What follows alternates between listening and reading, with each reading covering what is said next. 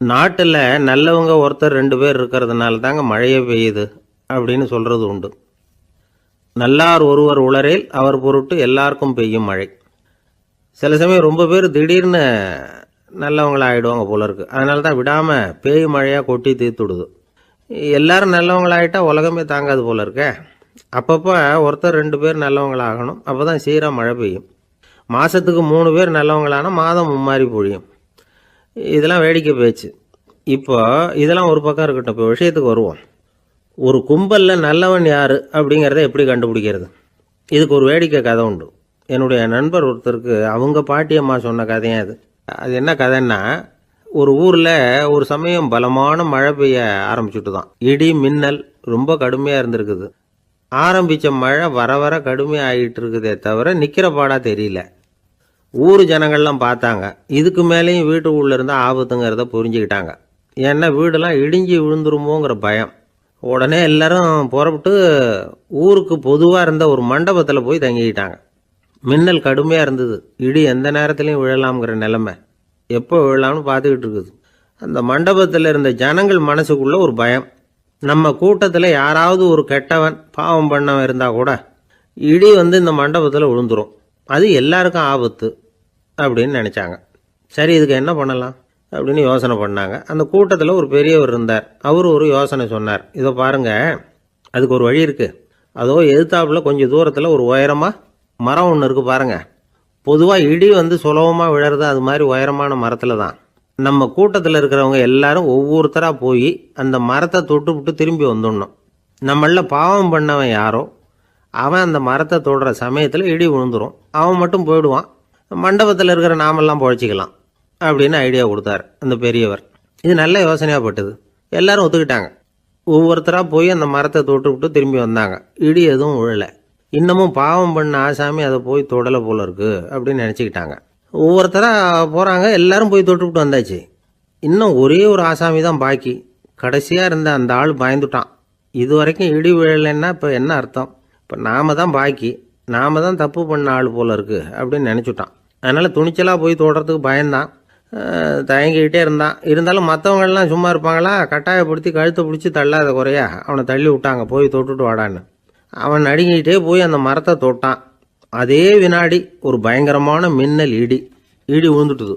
எங்கே விழுந்தது தெரியுமா? அந்த ஆள் மேலே இல்லை, மண்டபத்தில் விழுந்தது. மண்டபத்தில் இருந்தவங்க பூரா காலி. அந்த ஒரு ஆள் மட்டும் பொழைச்சிக்கிட்டான். இந்த ஒரு ஆளை காப்பாற்றுறதுக்காக தான் இடி மண்டபத்தில் விழாமல் இருந்திருக்குது. இதுதான் கதை. அதனால் நல்லவங்க எப்படியும் தப்பிச்சுக்குவாங்க அப்படிங்கிறது ஒரு நீதி. ஒருத்தன் அப்படி தான் தெருவில் நடந்து போய்கிட்டு இருந்தான். ரொம்ப நல்லவன். எதிரில் ஒருத்தன் சைக்கிளில் வந்துக்கிட்டு இருந்தான். அதில் மோதி இவன் கீழே விழுந்துட்டான். சைக்கிள்காரன் உடனே இறங்கி இவனை தூக்கி விட்டான். இவன் எழுந்திரிச்சு அவனை முறைச்சி பார்த்தான். அப்படி பார்க்காதீங்க சார், நீங்கள் ரொம்ப புண்ணியம் பண்ணியிருக்கீங்க, அதுதான் இப்போ சைக்கிளில் மோதிக்கிட்டீங்க அப்படின்றான். என்ன அப்படி சொல்கிறேன் நானா? இவன் 10 நிமிஷத்துக்கு முன்னாடி நான் லாரி ஓட்டிகிட்டு வந்தேன். அப்போ நீங்கள் எதிரில் வந்திருந்தீங்கன்னா என்ன ஆயிருக்கும் அப்படின்னானா அவன். ஒரு பெரிய தத்துவ சிந்தனையாளர் இருந்தார். சுவாங் சு அப்படின்னு பேர். அவருடைய மனைவி ஒரு நாள் திடீர்னு காலமாயிட்டாங்க. ஐயோ பாவம், அவர் ரொம்ப வருத்தப்படுவார். போய் ஆறுதலாக 4 வார்த்தை பேசிவிட்டு வரலாம் அப்படின்னு நினச்சிக்கிட்டு நிறைய பேர் அவரை தேடிட்டு வந்தாங்களாம். வந்தவங்களுக்கு ஆச்சரியம். ஏன்னா இவர் வருத்தப்பட்டுக்கிட்டு இருப்பார் அப்படின்னு தானே எதிர்பார்த்தாங்க. அப்படி இல்லை, தாளம் போட்டுக்கிட்டு உட்காந்துருக்கிறார். தாளத்துக்கு தகுந்த மாதிரி பாட்டு வேற பாடிக்கிட்டு இருக்கிறார். என்ன மனுஷன் அவர், கொஞ்சம் கூட கவலை இல்லாமல் இப்படி இருக்கிறாரு அப்படின்னு நினச்சாங்க. ஒருத்தர் துணிஞ்சு அவர்கிட்ட கேட்டுவிட்டார், என்னங்க இது இப்படி அப்படின்னு. அதுக்கு அவர் என்ன சொன்னார் தெரியுமா? இதை பாருங்க, என்னுடைய மனைவி பிறக்கிறதுக்கு முன்னாடி அவளுக்கு உயிரும் கிடையாது, உடலும் கிடையாது. அதுக்கு பிறகு தான் உயிர் வந்தது, உடல் வந்தது, அந்த உருவம் வந்தது. இப்போ என்ன ஆச்சு? அந்த உருவமும் உயிரும் போயிட்டுது, அவ்வளவுதானே. வந்தது போயிட்டுது. இளவேனில் காலம், இலையுதிர் காலம், பனிக்காலம், இப்படி பருவங்கள் மாறி மாறி வருது இல்லையா? அது மாதிரி பிறப்பும் இறப்பும் மாறி மாறி வருது. இது இயற்கை. இதுக்காக அழுதா அது எப்படி அப்படின்னாராம். ஞான தெளிவு அடைஞ்சவங்களுக்கு எல்லாமே சுகம்தான். திருவள்ளுவரும் அதை தான் சொல்கிறார். உறங்குவது போலும் சாக்காடு, உறங்கி விழிப்பது போலும் பிறப்பு. தூங்கிறதுக்கெல்லாம் நாம் வருத்தப்பட்டுக்கிட்ட இருக்கிறோமா? இன்றைக்கி தூங்க வேண்டியிருக்குதே, இன்னும் கொஞ்சம் நேரத்தில் நான் தூங்க வேண்டியிருக்கு அப்படின்னு சொல்லி யாராவது அழுதுகிட்டு இருப்பாங்களா? அதனால் இந்த உலக வாழ்க்கையினுடைய இயல்பை யதார்த்தத்தை நாம் தெளிவாக புரிஞ்சுக்கணும். அப்படி புரிஞ்சுக்கிட்டா நாம் கவலை இல்லாமல் வாழ முடியும்.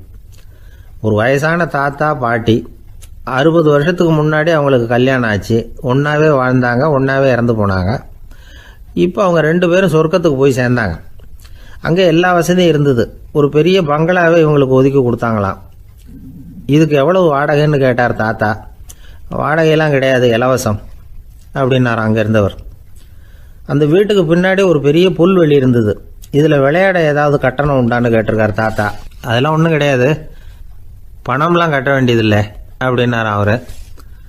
பக்கத்தில் ஹோட்டல் மாதிரி ஒரு பெரிய கட்டடம், உள்ளே சாப்பாட்டு மேஜைகள், அது மேலே விதவிதமான பலகாரங்கள்.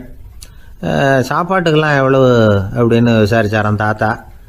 அதுதான் சொன்னேனே, இங்கே எல்லாமே இலவசம்தான், எது வேணும்னாலும் சாப்பிட்லாம், எவ்வளவு வேணும்னாலும் சாப்பிட்லாம் அப்படின்னாரா. நீங்கள் சொல்கிறீங்க அப்படி, ஆனால் நான் சர்க்கரை சேர்த்துக்கக்கூடாது, உப்பு சேர்த்துக்கக்கூடாது, பாட்டி கையால் எப்பவும் பத்திய சாப்பாடு தான் அப்படின்னாராம் தாத்தா. இதை பாருங்கள், இங்கே உங்களுக்கு அந்த கவலையும் வேண்டியதில்லை. இங்கே நீங்கள் ஸ்வீட்டு சாப்பிட்லாம், காரம் சாப்பிட்லாம், உங்களுக்கு எந்த நோயும் வராது அப்படின்னாராம் அங்கே சொர்க்கத்தில் இருந்தவர். இதை கேட்ட உடனே அந்த தாத்தா பக்கத்தில் நின்ன பாட்டியை பார்த்து கத்தினாராம். அடி பாவி, எல்லாத்தையும் கெடுத்துட்டியே, நீ எனக்கு பத்திய சாப்பாடு போடாமல் கண்டதை திங்க விட்டுருந்தா 10 வருஷத்துக்கு முன்னாடியே நான் இங்கே சேர்ந்துருப்பேனே அப்படின்னாராம். ஒரு காட்டில் ஒரு முனிவர் இருந்தார். ஒரு நாள் அவரை தேடிட்டு 4 பேர் வந்தாங்க. சுவாமி, எங்களுக்கு ரொம்ப நாளாக ஒரு சந்தேகம்னாங்க. என்னன்னு கேட்டார். இந்த உலகத்தில் எவ்வளவோ காரியங்கள் நடக்குது, எது நியாயம் எது அநியாயம் அப்படின்னு புரிஞ்சுக்க முடியலன்னாங்க. அது யாராலையும் புரிஞ்சுக்க முடியாதுன்னார் முனிவர். வந்தவங்களுக்கு ஆச்சரியமாக போச்சு, ஒரு மாதிரியாக பார்த்தாங்க. இதை முனிவர் கவனிச்சார். சரி புறப்படுங்க என்னோடன்னார். எங்கன்னு கேட்டாங்க. இப்போ உங்கள் 4 பேரையும் ஒரு புஷ்பக விமானத்தில் அழைச்சிட்டு போகிறேன். இந்த உலகத்தில் சர்வசாதாரணமாக நடக்கக்கூடிய ஒரு காட்சியை உங்களுக்கு காட்ட போகிறேன். நீங்கள் பார்க்க போகிற அந்த காட்சி நியாயமா அநியாயமா அப்படிங்கிறத என்கிட்ட சொல்லணும். நீங்கள் சரியான பதில் சொன்னால் புஷ்பக விமானத்தில் தொடர்ந்து பிரயாணம் பண்ணலாம். தவறான பதில் சொன்னால் இந்த புஷ்பக விமானம் உங்களை கீழே தள்ளி விட்டுரும் அப்படின்னார். 4 பேருக்கும் பயந்தான். இருந்தாலும் முனிவர் கூப்பிடுறாரு அப்படின்னு சொல்லி புறப்பட்டாங்க. அவங்க எல்லாரும் புறப்பட்டு ஒரு காட்டு வழியாக போய்கிட்டு இருக்கிறாங்க புஷ்பக விமானத்தில். அங்கே நடக்கிற ஒரு காட்சியை காட்டுறார் முனிவர். அதோ அங்கே பாருங்கன்னார். அந்த விமானத்தில் இருந்தபடியே எல்லாரும் கீழே குனிஞ்சு பார்க்குறாங்க. அங்கே ஒரு தாய் புலி அப்போ தான் குட்டி போட்டிருக்கு. குட்டிகளை ஈன்ற உடனே பசிக்கு இறை தேடி அந்த பக்கமாக வருது. அதே நேரம் ஒரு தாய் மான், அதுவும் அப்போ தான் குட்டி போட்டிருக்கு. அதுவும் இதே மாதிரி குட்டிகளை ஈன்ற உடனே பசிக்கு இறை தேடி அந்த பக்கமாக வருது. இப்போ அந்த புலி அந்த மானை அடித்து போட்டுவிடுது. அதுவும் சாப்பிடுது, குட்டிகளுக்கும் கொடுக்குது. இப்போ அந்த புலிக்குட்டிகள் முகத்தில் மகிழ்ச்சி, தாயை இழந்த அந்த மான் குட்டிகள் முகத்தில் துக்கம். இப்போ அந்த முனிவர் 4 பேர்கிட்டையும் கேட்குறார், நீங்கள் இங்கே பார்த்தீங்களே, இதில் எது நியாயம் எது அநியாயம்? ஒவ்வொருத்தராக சொல்லுங்கள். உங்கள் பதில் சரியில்லைன்னா இந்த விமானம் உங்களை கீழே தள்ளி விட்டுரும், சொல்லுங்கள் பார்க்கலாம்னார். முதல்ல ஒருத்தன் சொன்னான், அந்த புலி செஞ்சது சரிதாங்க, அது பசிக்கு அதுதான் ஆகாரம், தன்னுடைய பசிக்கு தானே இறை தேடிக்கிட்டுது, அதில் என்ன தப்பு, அவ்வளவுதான், அதனால் புலி செஞ்சது நியாயம்தான் அப்படின்னா. அவ்வளவுதான், அந்த விமானம் அவனை அப்படியே கீழே தள்ளி விட்டுட்டுது. அதனால் அவன் கொடுத்த பதில் சரியில்லை அப்படிங்கிறது புரிஞ்சு போச்சு. இப்போ 2வது ஆள் சொன்னான், புலி செஞ்சது பாவம், அந்த தாய்மான் என்ன தப்பு பண்ணிச்சு, இப்போ அந்த குட்டிகளுக்கு யார் ஆதரவு, அதனால் புலி செஞ்சது அநியாயம் அப்படின்னா. அவ்வளவுதான், அவனையும் கீழே தள்ளி விட்டுடுது அந்த விமானம். இந்த பதிலும் சரியில்லை அப்படின்னு ஆயிட்டுது. இப்போ 3வது ஆள் வந்தான். முதல்ல 2 பேர் கீழே விழுந்ததை பார்த்துக்கிட்டு இருந்தான். அதனால் அவன் சொன்னான், ரெண்டுமே நியாயம்தாங்க, புலி இறை தேடினதும் இயற்கை, அதுக்கு மான் இறையானதும் இயற்கை, அதனால் இதில் ஒன்றும் தப்பு இல்லைன்னா. அவ்வளவுதான், அவனையும் அந்த விமானம் கீழே பிடிச்சி தள்ளி விட்டுது. இப்போ 4வது ஆள் வந்தான். முனிவர் கேட்டார், நீயாவது சொல்லுப்பா, இந்த செயலில் எது நியாயம்னார். அவன் தெளிவாக பதில் சொன்னான். அதாவது என்ன சொன்னான்னா, எனக்கு தெரியல அப்படின்னா. அவனை விமானம் கீழே தள்ளலை, சௌரியமாக அழைச்சிட்டு போட்டுது. இவனும் பிரயாணம் சௌக்கியமாக பண்ணானான். ஆக இதுதான் சரியான பதிலுங்கிறத முனிவர் உணர்த்தினார். இந்த கதையிலிருந்து நாம் புரிஞ்சுக்க வேண்டியது என்னென்னா, இந்த உலகத்தில் எவ்வளவோ காரியங்கள் நடக்குது. அதெல்லாம் ஏன் அப்படி நடக்குதுங்கிறதுக்கு எப்பேற்பட்ட பண்டிதராலும் பதில் சொல்ல முடியாது. தெரியாததை தெரியாதுன்னு ஒத்துக்கிட்டா வாழ்க்கை பிரயாணம் சுகமாக இருக்கும். அதனால் தேவையில்லாத விஷயங்களை புரிஞ்சுக்கிறதுக்கு நேரத்தை செலவு பண்ணிகிட்டு இருக்கக்கூடாது. வாழ்க்கையை குழப்பிக்கக்கூடாது. வாழ்க்கைக்கு தேவையானது என்னவோ அதை மட்டும் புரிஞ்சுக்கிட்டா போதும். இந்த காலத்து ஆள் ஒருத்தன் ஒரு பெரியவரை தேடி வந்தான். ஐயா, ஒரு சந்தேகம்னா. என்ன உன்னுடைய சந்தேகம்னார். பகுத்தறிவுன்னா என்ன, விதின்னா என்ன அப்படின்னு கேட்டான். இதுக்கு அவரு, இப்போ உன்னுடைய வலது காலை தூக்குன்னார். தூக்கினான். சரி, இப்போ உன்னுடைய வலது காலை கீழே இறக்காம உன்னுடைய இடது காலையும் தூக்குன்னார். தூக்கினான். பொத்துன்னு கீழே விழுந்துட்டான். பெரியவர் சொன்னார், உன்னால் ஒரு காலை தூக்க முடிஞ்சுது, அதுதான் பகுத்தறிவு. 2 கால்களையும் ஒரே சமயத்தில் தூக்குனா அடிபடும், அப்படிங்கிறது தான் விதி அப்படின்னு விளக்கம் கொடுத்தார். இவன் தன்னுடைய விதியை நொந்துக்கிட்டே இடுப்பை பிடிச்சிக்கிட்டு அங்கேருந்து நடந்து போயிட்டான். ஒரு ஊரில் ஒரு பெரியவர் இருந்தார். ஒரு நாள் அவரை தேடி ஒருத்தர் வந்தார். ஐயா, நான் கடவுளை பரிபூர்ணமாக நம்புகிறேன் அப்படின்னார். சரி, அந்த நம்பிக்கை உனக்கு எப்படி வந்ததுன்னு கேட்டார் இவர். அவர் சொல்ல ஆரம்பித்தார். ஐயா, எனக்கு கல்யாணம் ஆகி 10 வருஷம் ஆச்சு. ஆனாலும் குழந்தை பாக்கியம் இல்லை. அதுக்கு என்ன காரணமாக இருக்கும்னு நான் யோசனை பண்ணிகிட்டு இருந்தப்போ நண்பர் ஒருத்தர் ஒரு ஆலோசனை சொன்னார். உனக்கு மதப்பற்று இல்லை, எந்த கடவுளையுமே நம்ப மாட்டேங்கிற, அதுதான் காரணம். கடவுளை நம்பு, உனக்கு குழந்தை பாக்கியம் கிடைக்கும் அப்படின்னார். அவர் அப்படி சொன்னாரே தவிர எனக்கு சந்தேகம்தான். இருந்தாலும் அவர் சொன்னபடியும் நடந்து தான் பார்ப்போமே அப்படின்னு முடிவு பண்ணேன். கடவுளை நம்ப ஆரம்பித்தேன். அந்த வருஷமே அழகான ஆண் குழந்தை பிறந்தது. எல்லாம் இறைவன் அருள் அப்படின்னார். இவர் இப்படி சொன்னதை கேட்டதும் அந்த பெரியவர் சொன்னார், நீ சொல்கிறதெல்லாம் சரிதான். இருந்தாலும் இந்த காலத்தில் எந்த ஒரு காரியமாக இருந்தாலும் அதை சோதனை செஞ்சு பார்த்துட்டு தான் ஒரு முடிவுக்கு வந்து சேர முடியும். அறிவுபூர்வமான முடிவு அதுவாக தான் இருக்கும். அறிவியல் சோதனைகள் அப்படித்தான். ஒரு குறிப்பிட்ட விஷயத்தை பற்றி எத்தனை தடவை சோதனை பண்ணாலும் ஒரே முடிவு தான் கிடைக்கணும். அதுதான் சரியாக இருக்கும். அதனால் இப்போ மறுபடியும் ஒரு சோதனை என்னார். என்ன செய்யணும் அப்படின்னு கேட்டார் இவர். கடவுள்கிட்ட ஒரு பெண் குழந்தை வேணும்னு கேளு. முதல்ல ஆண் குழந்தையை கொடுத்தது மாதிரியே இப்போ ஒரு பெண் குழந்தையையும் கொடுக்குறாரா பார்க்கலாம் அப்படின்னார். சரின்னு சொல்லி இவர் அதே மாதிரி முயற்சி பண்ணினார். அதுக்கப்புறம் அவர் இந்த பெரியவர்கிட்ட வரவே இல்லை. கொஞ்ச காலம் கழித்து இவரே அவரை தேடிக்கிட்டு போய் கதவை தட்டினார். அவர் கதவை திறந்தார். என்ன ஆச்சு, கடவுள் கண் திறந்தாரா அப்படின்னு கேட்டார். அவர், அந்த சமாச்சாரம்லாம் நமக்கு வேணாம் சார். முதல் தடவை அது ஏதோ தற்செயலாக ஏற்பட்ட ஒரு சாதகம். இப்போ நீங்கள் 2வது தடவை சொன்ன பிறகு தினமும் கடவுளை வேண்டிக்கிட்டு தான் இருக்கிறேன், ஒன்றும் நடக்கலை அப்படின்னார் ரொம்ப விரக்தியாக. ஒரே ஒரு தோல்வியில் உங்கள் நம்பிக்கையெல்லாம் பறந்து போயிடுது பார்த்தீங்களா அப்படின்னார் அந்த பெரியவர். எல்லாம் நல்ல விதமாக நடக்கிற வரைக்கும் நம்பிக்கை, எதிர்பார்த்தது தோல்வியில் முடிஞ்சுட்டுதுன்னா அவநம்பிக்கை. மற்றவர்கள் பேரில் வைக்கிற நம்பிக்கை எந்த நேரத்திலையும் விவகாரமாகி விடக்கூடிய சாத்தியம் உண்டு. நாம் நம்பிக்கை வைக்க வேண்டியது நம்மகிட்ட தான். நமக்குள்ளே இருக்கிறார் கடவுள். எனவே நம்ம பேரில் நாம் வைக்கிற நம்பிக்கை தான் உண்மையான கடவுள் பக்தி. நிபந்தனையற்ற நம்பிக்கையாக அது இருக்கணும். எல்லாம் நல்லபடியாக நடந்துக்கிட்டு இருந்தால் எந்த முட்டாளுக்கும் நம்பிக்கை வரத்தான் செய்யும் அப்படிங்கிறது ஒரு பெரியவர் கருத்து. தியானத்தின் மூலமாக தான் உனக்குள்ள ஆழமாக தோண்டுனா உன்னுடைய அடி ஆழத்தில் நம்பிக்கை வந்து அப்படி ஊற்றெடுக்கும், அதை பார்க்க முடியும் அப்படிங்கிறது பெரியவர்கள் சிந்தனை. ஒரு குழந்தை அப்பாவை பார்த்து என்னப்பா பண்ணுறேன்னு கேட்டுதான். பிரார்த்தனை பண்ணிட்டு இருக்கிறேன்னாரான் அப்பா. பிரார்த்தனை பண்ணுனா என்ன கிடைக்கும் அப்படின்னு கேட்டுதான் குழந்தை. எல்லாம் கிடைக்கும் அப்படின்னாரான் அப்பா. நீ வச்சிருக்கிறிய பேனா அது கூட கிடைக்குமான்னு கேட்டுதான் குழந்தை. கிடைக்குமேன்னு இருக்கார்.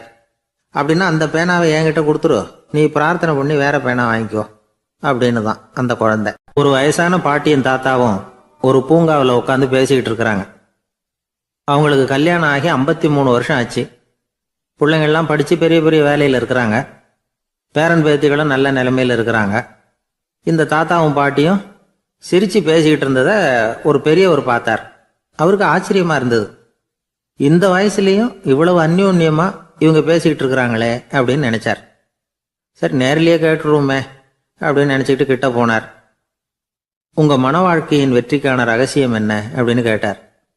இதை கேட்டதும் அந்த தாத்தா சிரிச்சுக்கிட்டே பாட்டியை பார்த்தாராம். அதுக்கப்புறம் சொன்னாராம், நான் இந்த அம்மாவை கல்யாணம் பண்ணிக்கிட்டதுக்கும் எங்களுடைய இல்வாழ்க்கை இவ்வளவு நாளாக பலம் குறையாமல் மகிழ்ச்சியாக இருக்கிறதுக்கும் காரணம் ஒன்று தான். அது என்ன காரணம்னா, எங்களுக்கு இடையில பொதுவா நிறைய குறைகள் உண்டு, அதுதான் காரணம் அப்படின்னாராம். அவர் சொல்றது சரிதான் அப்படிங்கிறது மாதிரி அந்த பாட்டியும் அவரை நிமிர்ந்து பார்த்தாங்களாம்.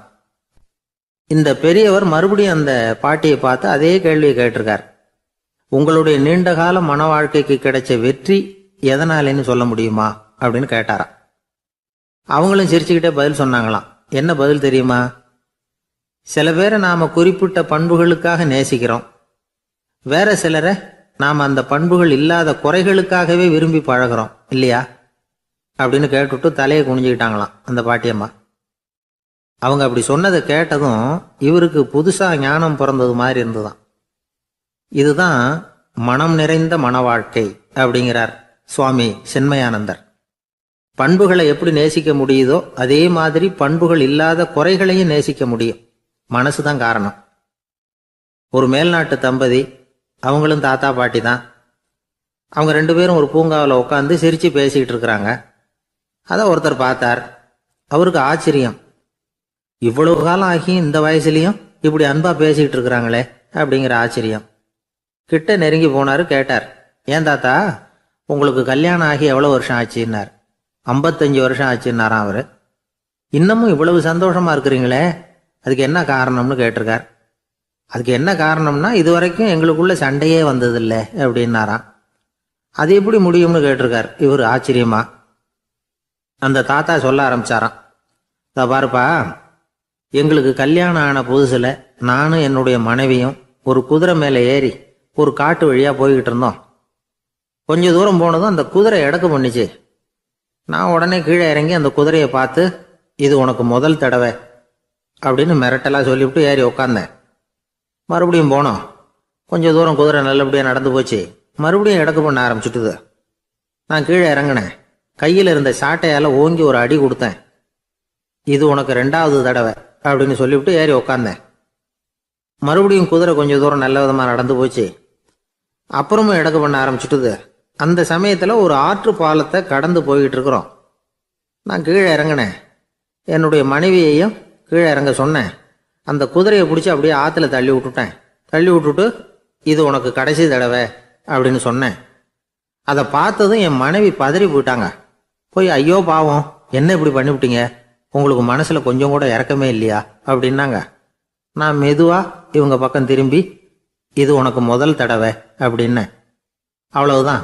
அன்னையிலேருந்து இன்னைய வரைக்கும் ஒரு நாள் கூட எங்களுக்குள்ள சண்டையே வந்ததில்லை அப்படின்னு விளக்கம் கொடுத்தார் அந்த தாத்தா. கடற்கரை ஓரமா ஒரு பெரியவர் கையால மணலை கீறிக்கிட்டே உட்காந்துருக்கிறார்.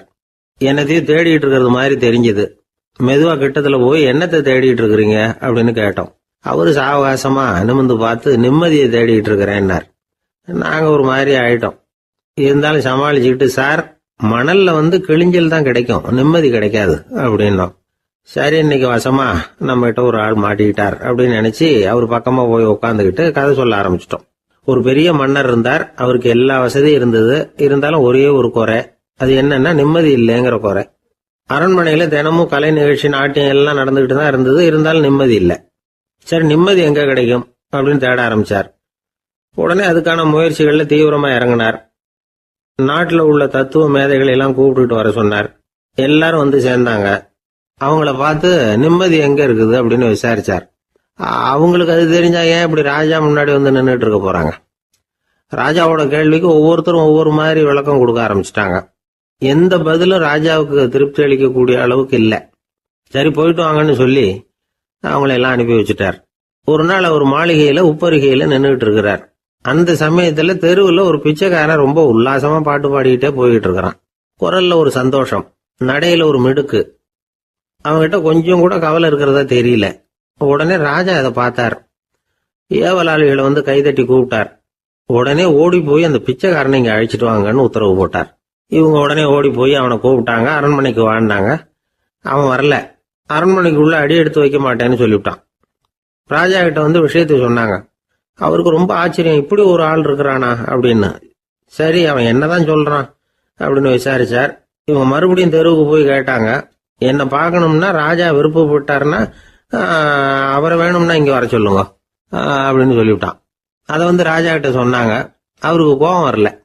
இவ்வளவு சுதந்திர உணர்வோடு இருக்கிறவன் சாதாரண ஆளா இருக்க முடியாது அப்படின்னு நினைச்சார். உடனே கிடுகிடுன்னு இறங்கி தெருவுக்கு வந்தார். பிச்சைக்காரங்கிட்ட போனார். நீ கவலைப்படாம சந்தோஷமா பாடிக்கிட்டு போறியே, அது எப்படி முடியுது உன்னால அப்படின்னு கேட்டார். ஏன் அப்படி கேக்குறீங்கன்னு அவன், அதுக்கு இல்ல, எனக்கு அரண்மனையில எவ்வளவோ சுகபோகங்கள்லாம் இருக்கு, இருந்தாலும் நிம்மதி இல்ல, இது ஏன்னு எனக்கு தெரியல. இந்த தேசத்துல உள்ள அறிஞர்களை எல்லாம் கூப்பிட்டு கேட்டு பார்த்துட்டேன், அவங்களுக்கும் தெரியல. உன்னை கேட்டா தெரியும்னு நினைச்சேன், அதனாலதான் சந்திக்கிறதுக்கு ஆசைப்பட்டேன், ஆனா நீ வரமாட்டேன்னு விட்டியே அப்படின்னார்.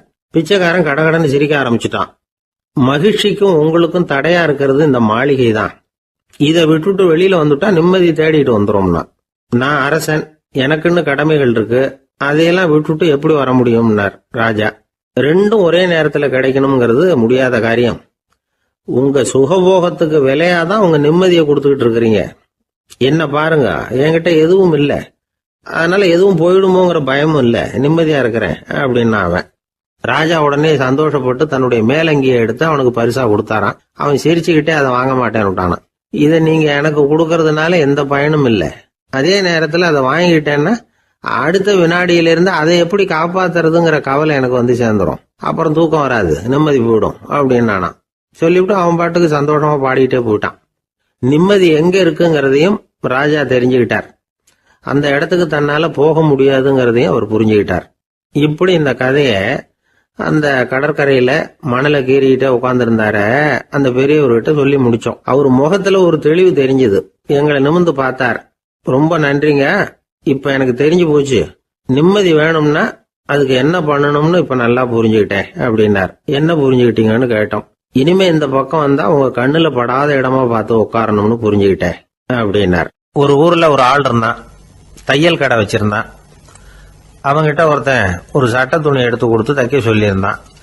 வர்ற சனிக்கிழமை வா, வந்து வாங்கிட்டு போ அப்படின்னு அவன் சொல்லியிருந்தான். அதே மாதிரி இவன் வந்தான். அவன் தச்சு வச்சிருந்த சட்டையை கொடுத்தான். இவன் வாங்கி அங்கேயே போட்டு பார்த்தான். கை நீளம் ஒண்ணுக்கு ஒண்ணு வித்தியாசமா இருந்தது. வலது கை இடது பக்கத்தை விட நீளம் குறைச்சலா இருந்தது. அவன் முணுமுணுக்க ஆரம்பிச்சுட்டான், என்ன இது இப்படி தைச்சுட்டியேன்னு. இதுக்கு அவன் சொன்னான், ஐயோ இதுக்காகவா சங்கடப்படுறீங்க, வலது கையை மட்டும் கொஞ்சம் உள்ள இழுத்தாப்புல வச்சுக்கிட்டீங்கன்னா சரியா போகுது, மற்றபடி அந்த சட்டையில உள்ள கலை அம்சத்தை கவனிங்க, எவ்வளவு அற்புதமா தச்சிருக்கேன் பாருங்க, ஒரு சின்ன குறைய இப்படி எல்லாம் பொருட்படுத்த வேண்டியதில்லை, நான் சொன்னது மாதிரி கையை கொஞ்சம் உள்ள இழுத்தது மாதிரி வச்சுக்கிட்டு நடந்து போங்க, சோரா இருக்கும் அப்படின்னா. அவனும் யோசிச்சு பார்த்தான். சரியான யோசனையா தான் தோணுச்சு. கொஞ்சம் முயற்சி பண்ணி வலது கையை கொஞ்சம் உள்ள இழுத்து சட்டை சரியா இருக்கிறது மாதிரி பண்ணிக்கிட்டான். இப்ப மறுபடியும் ஒரு பிரச்சனை. வலது கையை உள்ள இழுத்த மாதிரி அப்படியே வச்சுக்கிட்டதும் முதுகு பக்கம் கொஞ்சம் துணி தளர்த்தியா தொங்குறது மாதிரி தெரிஞ்சது. என்ன இது, முதுகு பக்கம் துணி குவிஞ்சுட்டுதே, தொங்குதே அப்படின்னா மறுபடியும், அடடா இதுக்காகவா கவலைப்படுறீங்க, உடம்ப அதுக்கு தகுந்த மாதிரி கொஞ்சம் வளைச்சிக்கிட்டா சரியா போடுது, இதுக்காக அந்த அழகான தையலை பிரிச்சு அதுல உள்ள கலை அம்சத்தை கெடுக்கிறதுக்கு என் மனசு இடம் தரல, எவ்வளவுக்கு தளர்த்தியா இருக்கோ அவ்வளவுக்கு கொஞ்சம் உடம்ப வளைச்சி அப்படி குனிஞ்சது மாதிரி போங்க போதும் அப்படின்னா. அதுவும் நல்ல யோசனையா தான் பட்டுது இவனுக்கு. சரின்னு சொல்லிவிட்டு புறப்பட்டான். தெருவில் இறங்கினான். கையை கொஞ்சம் உள்ள இழுத்தான், உடம்ப கொஞ்சம் முன்னால வளைச்சான், சட்டைக்கு தகுந்த மாதிரி உடம்ப பண்ணிக்கிட்டான், மெதுவா நடந்து போறான். இப்போ எதிரில் இன்னொருத்தன் வரான். இவனை பாக்குறான், இவன் போட்டிருக்கிற சட்டையை பாக்குறான், ஆஹா அற்புதம்ங்கிறான். சும்மா சொல்லக்கூடாது, ரொம்ப நல்லா இருக்கு, நிச்சயமா இது இந்த ஊர் மேல தெருவில் இருக்கிற ஒருத்தன் இருக்கானே அவன் தைச்சதா தான் இருக்கணும் அப்படின்னா. இதை கேட்டதான் அவனுக்கு ஆச்சரியம். எப்படி அவ்வளவு கரெக்டா கண்டுபிடிச்சிங்க அப்படின்னு கேட்டிருக்கான்.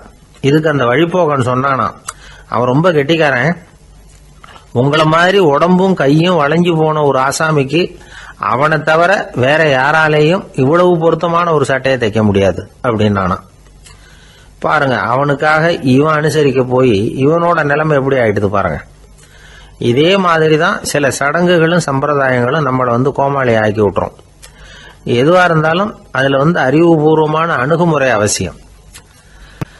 ஒரு நர்ஸ் அவசரமா ஓடி டாக்டர் கிட்ட சொல்லிச்சான், டாக்டர் ஒரு தப்பு நடந்து போச்சு, 10ஆம் நம்பர் பெட்ல இருக்கிற பேஷண்ட்டுக்கு காலில் ஆபரேஷன் பண்றதுக்கு பதிலாக கையில் ஆபரேஷன் பண்ணி விட்டீங்க, கை ஆபரேஷன் பண்ணிக்க வேண்டிய ஆள் 7ஆம் நம்பர் பெட்ல இருக்கார் அப்படின்னு தான்.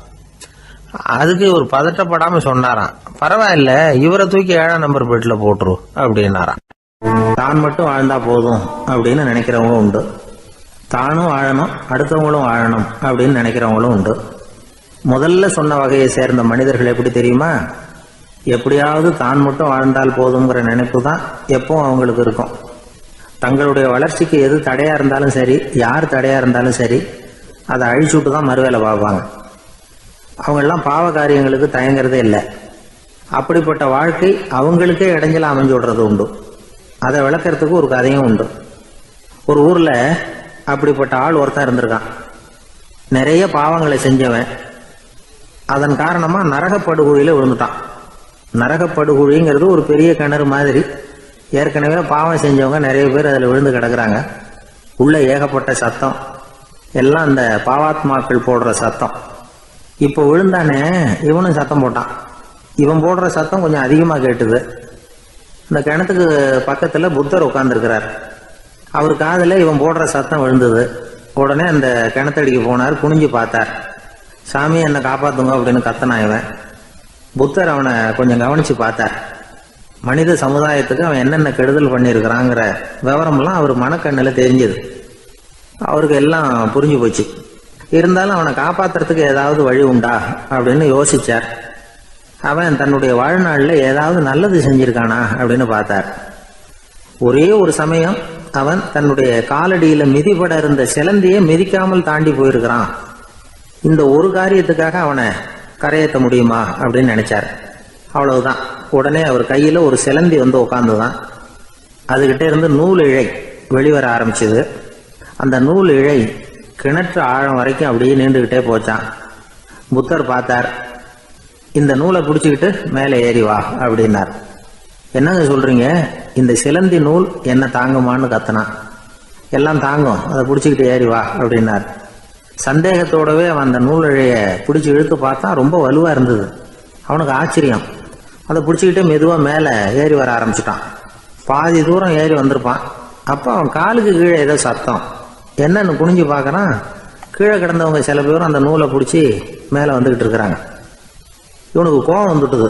தன்னுடைய இடுப்புல வச்சிருந்த கத்தியை எடுத்து தன்னுடைய காலுக்கு கீழே நூல் இழையை அப்படியே வெட்டி விட்டுட்டான். இனிமே நாம மட்டும்தான் மேலே ஏறி வந்துடணும் அப்படின்னு நினைச்சுக்கிட்டான். ஆனா நடந்தது என்ன தெரியுமா? மொத்த நூல் இழையும் அப்படியே அருந்து கீழே விழுந்துட்டுது. அவனும் பொத்துன்னு கீழே விழுந்துட்டான்.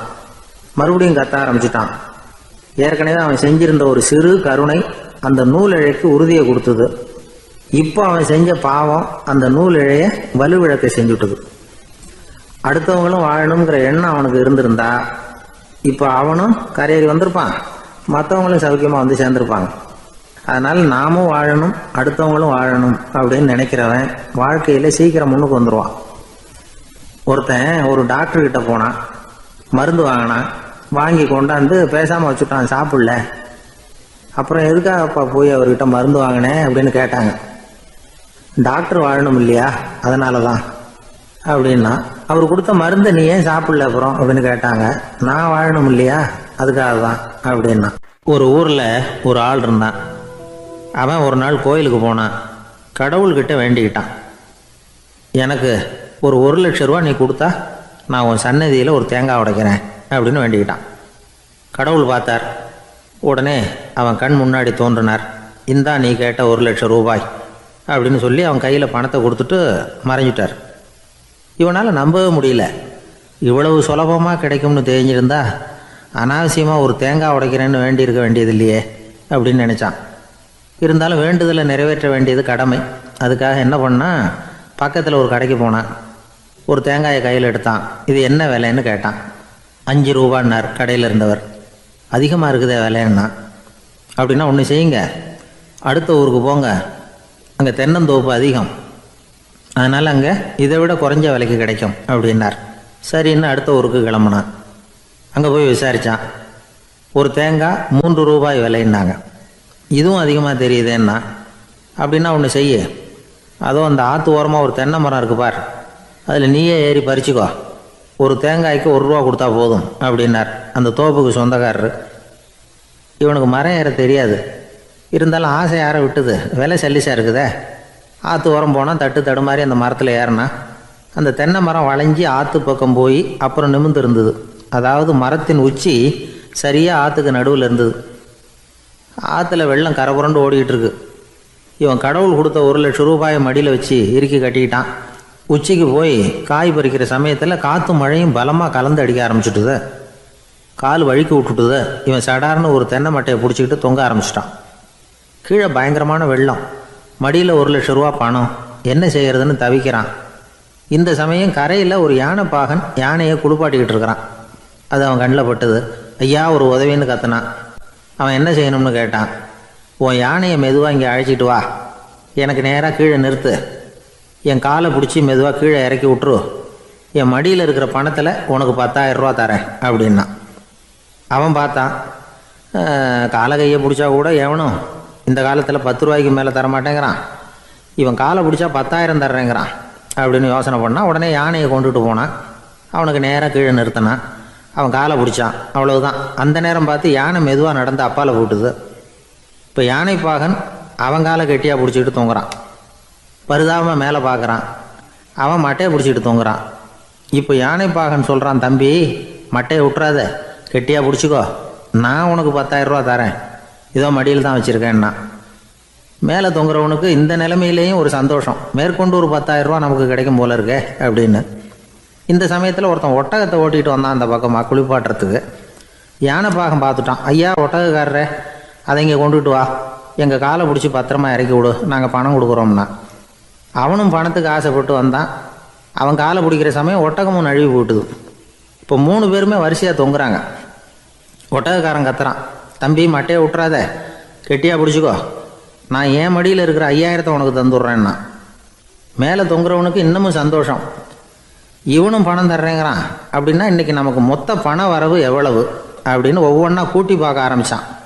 மனக்கணக்கு சரியாக வரல. அதனால் அப்படியே விரலை விட்டு எண்ண ஆரம்பித்தான். அவ்வளவுதான். மட்டையை விட்டுட்டு கை நழுவி வந்துட்டுது. 3 பேரும் பொத்துன்னு ஆற்றுல விழுந்தாங்க. படாத பாடுபட்டு தட்டு தடுமாறி கரைக்கு வந்து சேர்ந்தாங்க. 3 பேர் மடியில் இருந்த பணமும் ஆற்றோட போட்டுது. பேராசை பெருநஷ்டம் அப்படின்னு ஒரு பழமொழி இருக்குல்ல, அதை விளக்கறதுக்காக சொல்லப்பட்ட கதை இது. இந்த காலத்தில் ஒருத்தர் ஒரு நீச்சல் குளத்தில் நீச்சல் அடிச்சுக்கிட்டு இருக்கிறார். காவலுக்கு இருந்தவர் அதை கவனிச்சுட்டார். கரையிலேருந்து சத்தம் போட்டாராம், இதோ பாருங்க, இங்கே ராத்திரி 8 மணிக்கு மேலே நீச்சல் அடிக்கிறது சட்டப்படி குற்றம், அதுக்கு அனுமதி கிடையாது, தெரியாதா உங்களுக்கு அப்படின்னாராம்.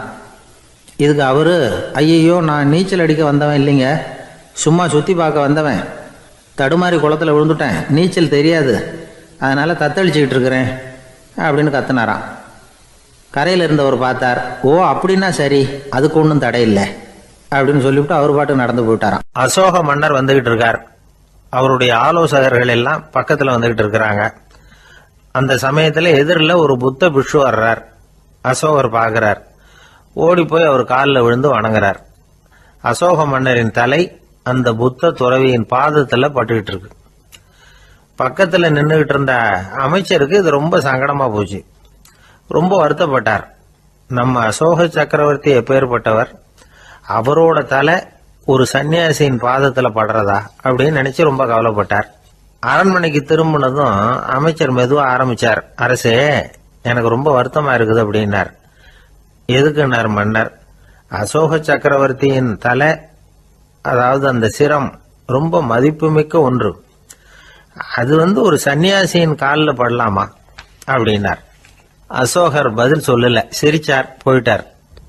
அதுக்கப்புறம் ஒரு சரியான சந்தர்ப்பத்துக்காக காத்துக்கிட்டு இருந்தார். ஒரு நாள் அமைச்சரை கூப்பிட்டார். எனக்கு 3 தலைகள் வேணும் அப்படின்னார். சொல்லுங்க, கொண்டுகிட்டு வரேன் அப்படின்னார் அமைச்சர். அசோகர் சொன்னார், முதல்ல எனக்கு தேவையானது ஒரு ஆட்டின் தலை, 2வது ஒரு புலியின் தலை, 3வது ஒரு மனிதனின் தலை. இதுதான் அசோகர் கேட்டது. எங்க இருந்தாலும் கொண்டு வாங்கன்னார். அமைச்சர் புறப்பட்டார். ஆட்டுத்தலை புலித்தலை கிடைச்சிட்டுது. அப்புறமா ஒரு சுடுகாட்டுக்கு போய் ஒரு மனித தலையும் சேகரம் பண்ணிட்டு ராஜா கிட்ட வந்துட்டார். அரசே, உங்கள் ஆணைப்படி 3 தலைகளையும் கொண்டு வந்திருக்கிறேன்னார். அசோகர் பார்த்தார். ரொம்ப நல்லது, இப்ப இது 3ஐயும் எடுத்துக்கிட்டு போய் சந்தையில வித்துட்டு வாங்க அப்படின்னார். அமைச்சர் அதுகளை எடுத்துக்கிட்டு சந்தைக்கு போனார். முதல்ல ஆட்டுத்தலை நல்ல விலைக்கு வித்து போச்சு. நல்ல விலை கொடுத்து வாங்கிட்டு போட்டாங்க. அடுத்தபடியா புலி தலைய ஒருத்தர் வாங்கிட்டார். அதை பாடம் பண்ணி வீட்டில் மாட்டி வைக்கலாமே அப்படின்னு நினைச்சு அதையும் வாங்கிட்டு போட்டார். மனித தலையை மட்டும் வாங்கறதுக்கு யாரும் முன் வரல. எல்லாரும் அதை பார்த்துட்டு விலகி போக ஆரம்பிச்சாங்க. அமைச்சர் திரும்பி வந்தார். அரசே, இந்த தலையை மட்டும் யாரும் வாங்க மாட்டேங்கிறாங்க அப்படின்னார். சரி, பரவாயில்ல, இதை இலவசமாவே எனாமாவே யாருக்கிட்டையாவது கொடுத்துட்டு வந்துருங்க அப்படின்னார். அமைச்சர் மறுபடியும் சந்தைக்கு போனார்.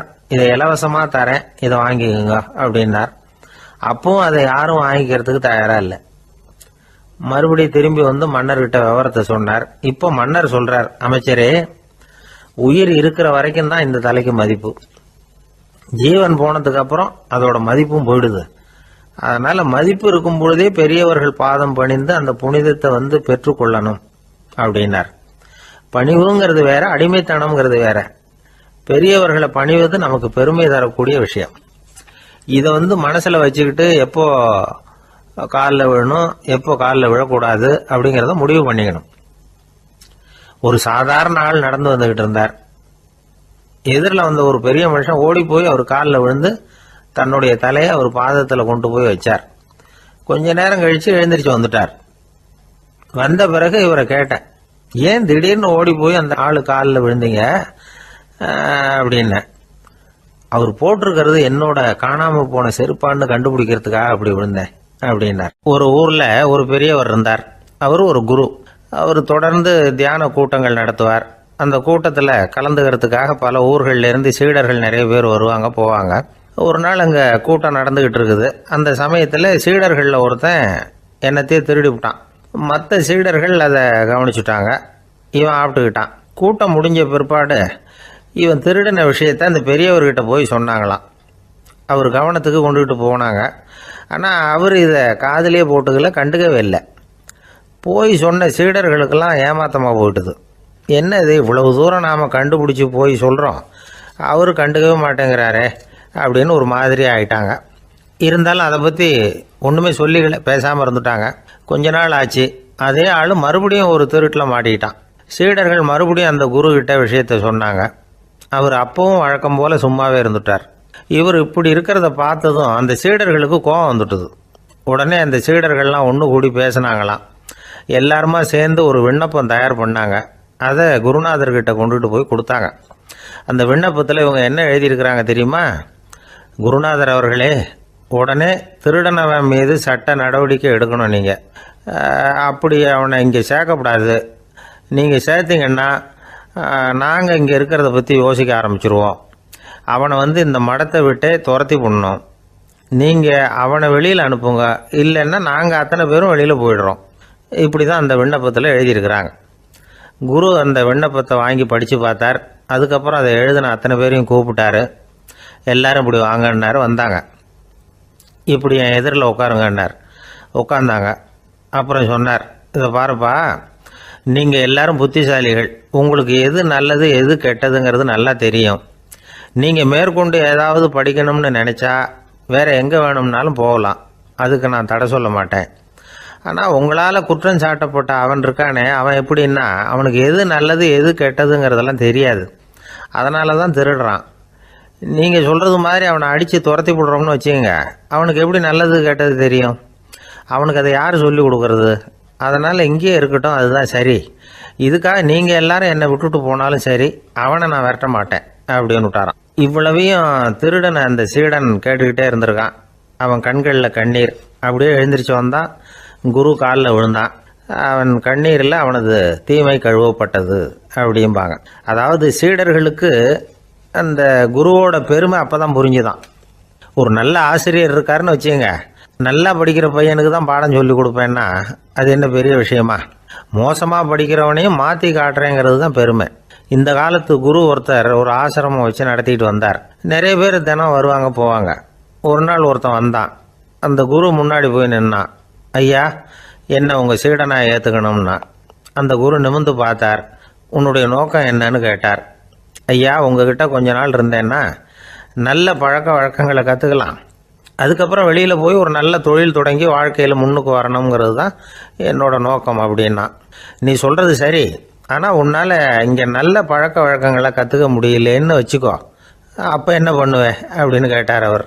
அப்படி ஆச்சுன்னா என்ன, உங்களை மாதிரியே ஒரு ஆசிரமம் ஆரம்பித்து அதுக்கு குருவாக இருந்துட்டு போகிறேன் அப்படின்னு நானும். ஒருத்தன் வேகமாக ஓடி வந்தான். ஏப்பா அப்படி தலை தெறிக்க ஓடி வர்றேன்னு கேட்டேன். பின்னாடி துரத்திக்கிட்டு வருது சார் அப்படின்னா. ஏதாவது நாய் துரத்திக்கிட்டு வருது போல இருக்கு அப்படின்னு நினச்சி அவனுக்கு பின்னாடி பார்க்குறேன். கண்ணுக்கு எட்டின தூரம் வரைக்கும் எதுவுமே தெரியல.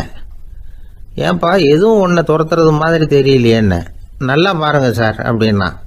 பார்த்துட்டு தான் சொல்கிறேன் என்ன. இதோ பாருங்கள் சார், இதுதான் என்னை துரத்துது அப்படின்னு அவன் காட்டுறான். அவன் சுட்டி காட்டின இடத்துல பார்த்தா அங்கே அவனுடைய நிழல் தான் தெரியுது. என்னப்பா சொல்கிற அப்படின்னு சொல்லி அவனை சந்தேகமாக பார்த்தேன். அதுக்கப்புறம் தான் அவன் விவரமாக பேசினான். சார், எனக்கு என் நிழலை கண்டா பிடிக்கிறதில்ல. எப்போ பார்த்தாலும் இது என்னையே பின்தொடர்ந்து வந்துக்கிட்டு இருக்குது. இதை என்னால் சகிக்கவே முடியல. இதை என்கிட்டேருந்து பிரிக்கிறதுக்கு எவ்வளவோ முயற்சிகள்லாம் பண்ணி பார்த்துட்டேன், முடியலன்னா. அப்படி என்னென்ன முயற்சிகள் பண்ணினேன் அப்படின்னு கேட்டேன். அவன் என்னென்ன செஞ்சாங்கிறத விவரமாக சொன்னான்.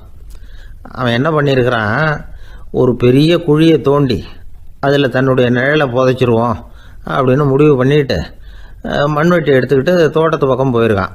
ஆழமாக ஒரு குழியை தோண்டியிருக்கான். குனிஞ்சு பார்க்குறான். அந்த குழிக்குள்ளே தன்னுடைய நிழல் தெரியுது. ஆஹா, இதுதான் சமயம், நிழல் இப்போ குழிக்குள்ளே இருக்குது, மண்ணை போட்டு மூடி விடலாம் அப்படின்னு நினச்சிக்கிட்டு கொஞ்சம் மண்ணை அள்ளி போட்டான். பார்த்தா இப்போ அந்த நிழல் அந்த மண்ணுக்கு மேலே வந்து நிற்கிது. இது ஏதுடா வம்பா போச்சு அப்படின்னு அவசரமாக மண்ணை வாரி போட்டு மூடி பார்க்குறான். குழி பூராவும் மூடி விட்டு பார்க்குறான். மறுபடியும் நிழல் மேலே வந்து உட்காந்துக்கிட்டு இருக்குது. சரி, இதை குழியில் புதைக்க முடியாது அப்படின்னு முடிவு பண்ணிட்டு இதை இங்கேயே இப்படியே விட்டுட்டு ஒரே ஓட்டமாக ஓடி போடுவோம் அப்படின்னு நினச்சி எடுத்தான் ஓட்டம். அது காலை நேரம். இவன் மேற்க நோக்கி ஓடிக்கிட்டு இருக்கிறான். ஓடி ஓடி பார்க்குறான், நிழல் இவனை விட வேகமாக இவனுக்கு முன்னாடி ஓடிக்கிட்டு இருக்கு. சரி, திரும்பி ஓடி பார்ப்போம் அப்படின்னு நினச்சிக்கிட்டு அப்படியே சடார்னு திரும்பி ஓட ஆரம்பித்தான். பார்த்தான், அப்பாடா நிழலை காணலை. கொஞ்சம் தூரம் ஓடி ஒரு இடத்துல நின்று அப்படியே சாவகாசமாக திரும்பி பார்க்குறான். பின்னாடி நின்றுக்கிட்டு இருக்குது நிழல். இப்படி ஓடி வந்து தான் இங்கே நம்ம முன்னாடி நின்று தன்னுடைய அவஸ்தையை சொல்லிகிட்டு இருக்கிறான். இந்த நிழலை துரத்துறது அல்லது வெட்டி விடுறது, இதுக்கு ஏதாவது வழி இருக்கா சொல்லுங்கள் சார் அப்படிங்கிறான். நமக்கு ஒன்றும் புரியல. அந்த நேரம் பார்த்து ஒரு பெரியவர் வந்தார். அவர்கிட்ட யோசனை கேட்டோம், என்ன செய்யலாம்னு. அவர் சொன்னார், இந்த பாருப்பா, நீ அங்கேயும் எங்கேயும் ஓடாத, அப்படியே கீழே படுத்துக்கொண்டார். அது நல்ல உச்சி வேலை. அவன் அப்படியே கீழே படுத்துக்கிட்டான். இப்போ அப்படி இப்படின்னு திரும்பி பார்க்குறான், நிழலை காணலை. அவன் இப்போ தான் நிம்மதியாக இருந்தான். இப்போ அந்த பெரியவர் சொன்னார், எல்லா மனிதர்களுமே இப்படி தான் ஓடிக்கிட்டு இருக்கிறாங்க. நான் எனது அப்படிங்கிற ஆணவம் தான் அவங்கள துரத்திக்கிட்டு இருக்கு. அதை விட்டுட்டு ஓடணும்னு நினச்சாலும் அது முன்னாடி வந்து நிற்கிது. பரம்பொருளை நோக்கி ஓடுறப்போ இந்த ஆணவம் பின்னாடி வந்துவிடுது. பரிபூர்ண சரணாகதிங்கிற நிலையில் அது முழுசுமாக மறைஞ்சுடுது. தன்னை உணர்கிற வேலை அது. அந்த நேரம் மனிதனுக்கு விடுதலை உணர்வு ஏற்படுகிற நேரம் அது. அப்படிப்பட்ட சுதந்திர மனிதர்களாக எல்லாரும் மாறி போயிட்டாங்கன்னா இந்த உலகமே இன்பமயம் அப்படின்னு ஒரு விளக்கம் கொடுத்தார் பெரியவர்.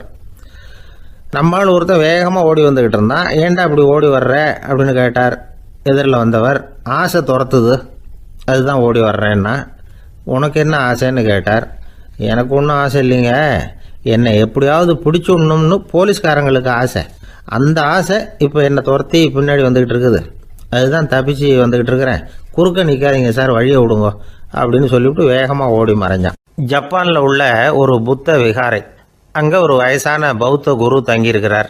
ஒரு நாள் ராத்திரி கடுமையான குளிர். அவரால் தாங்க முடியல. பார்த்தார், மரத்தில் செஞ்ச புத்த சிற்பங்கள் அங்கே நிறைய இருந்தது. அதில் ஒன்றை எடுத்து அதுக்கு தீ மூட்டி அந்த நெருப்பில் குளிர் காஞ்சிக்கிட்டு இருக்கிறார். மர சிற்பம் தீ வச்சதும் படபடன்னு வெடிக்க ஆரம்பிச்சுட்டுது. அந்த சத்தத்தை கேட்டதும் அந்த புத்த விகாரையின் குருக்கள் வெளியில் ஓடி வந்தார்.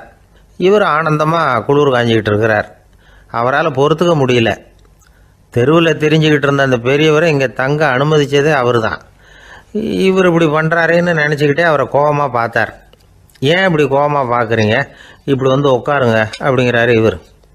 அவருக்கு இன்னமும் கோபம் வந்துட்டுது.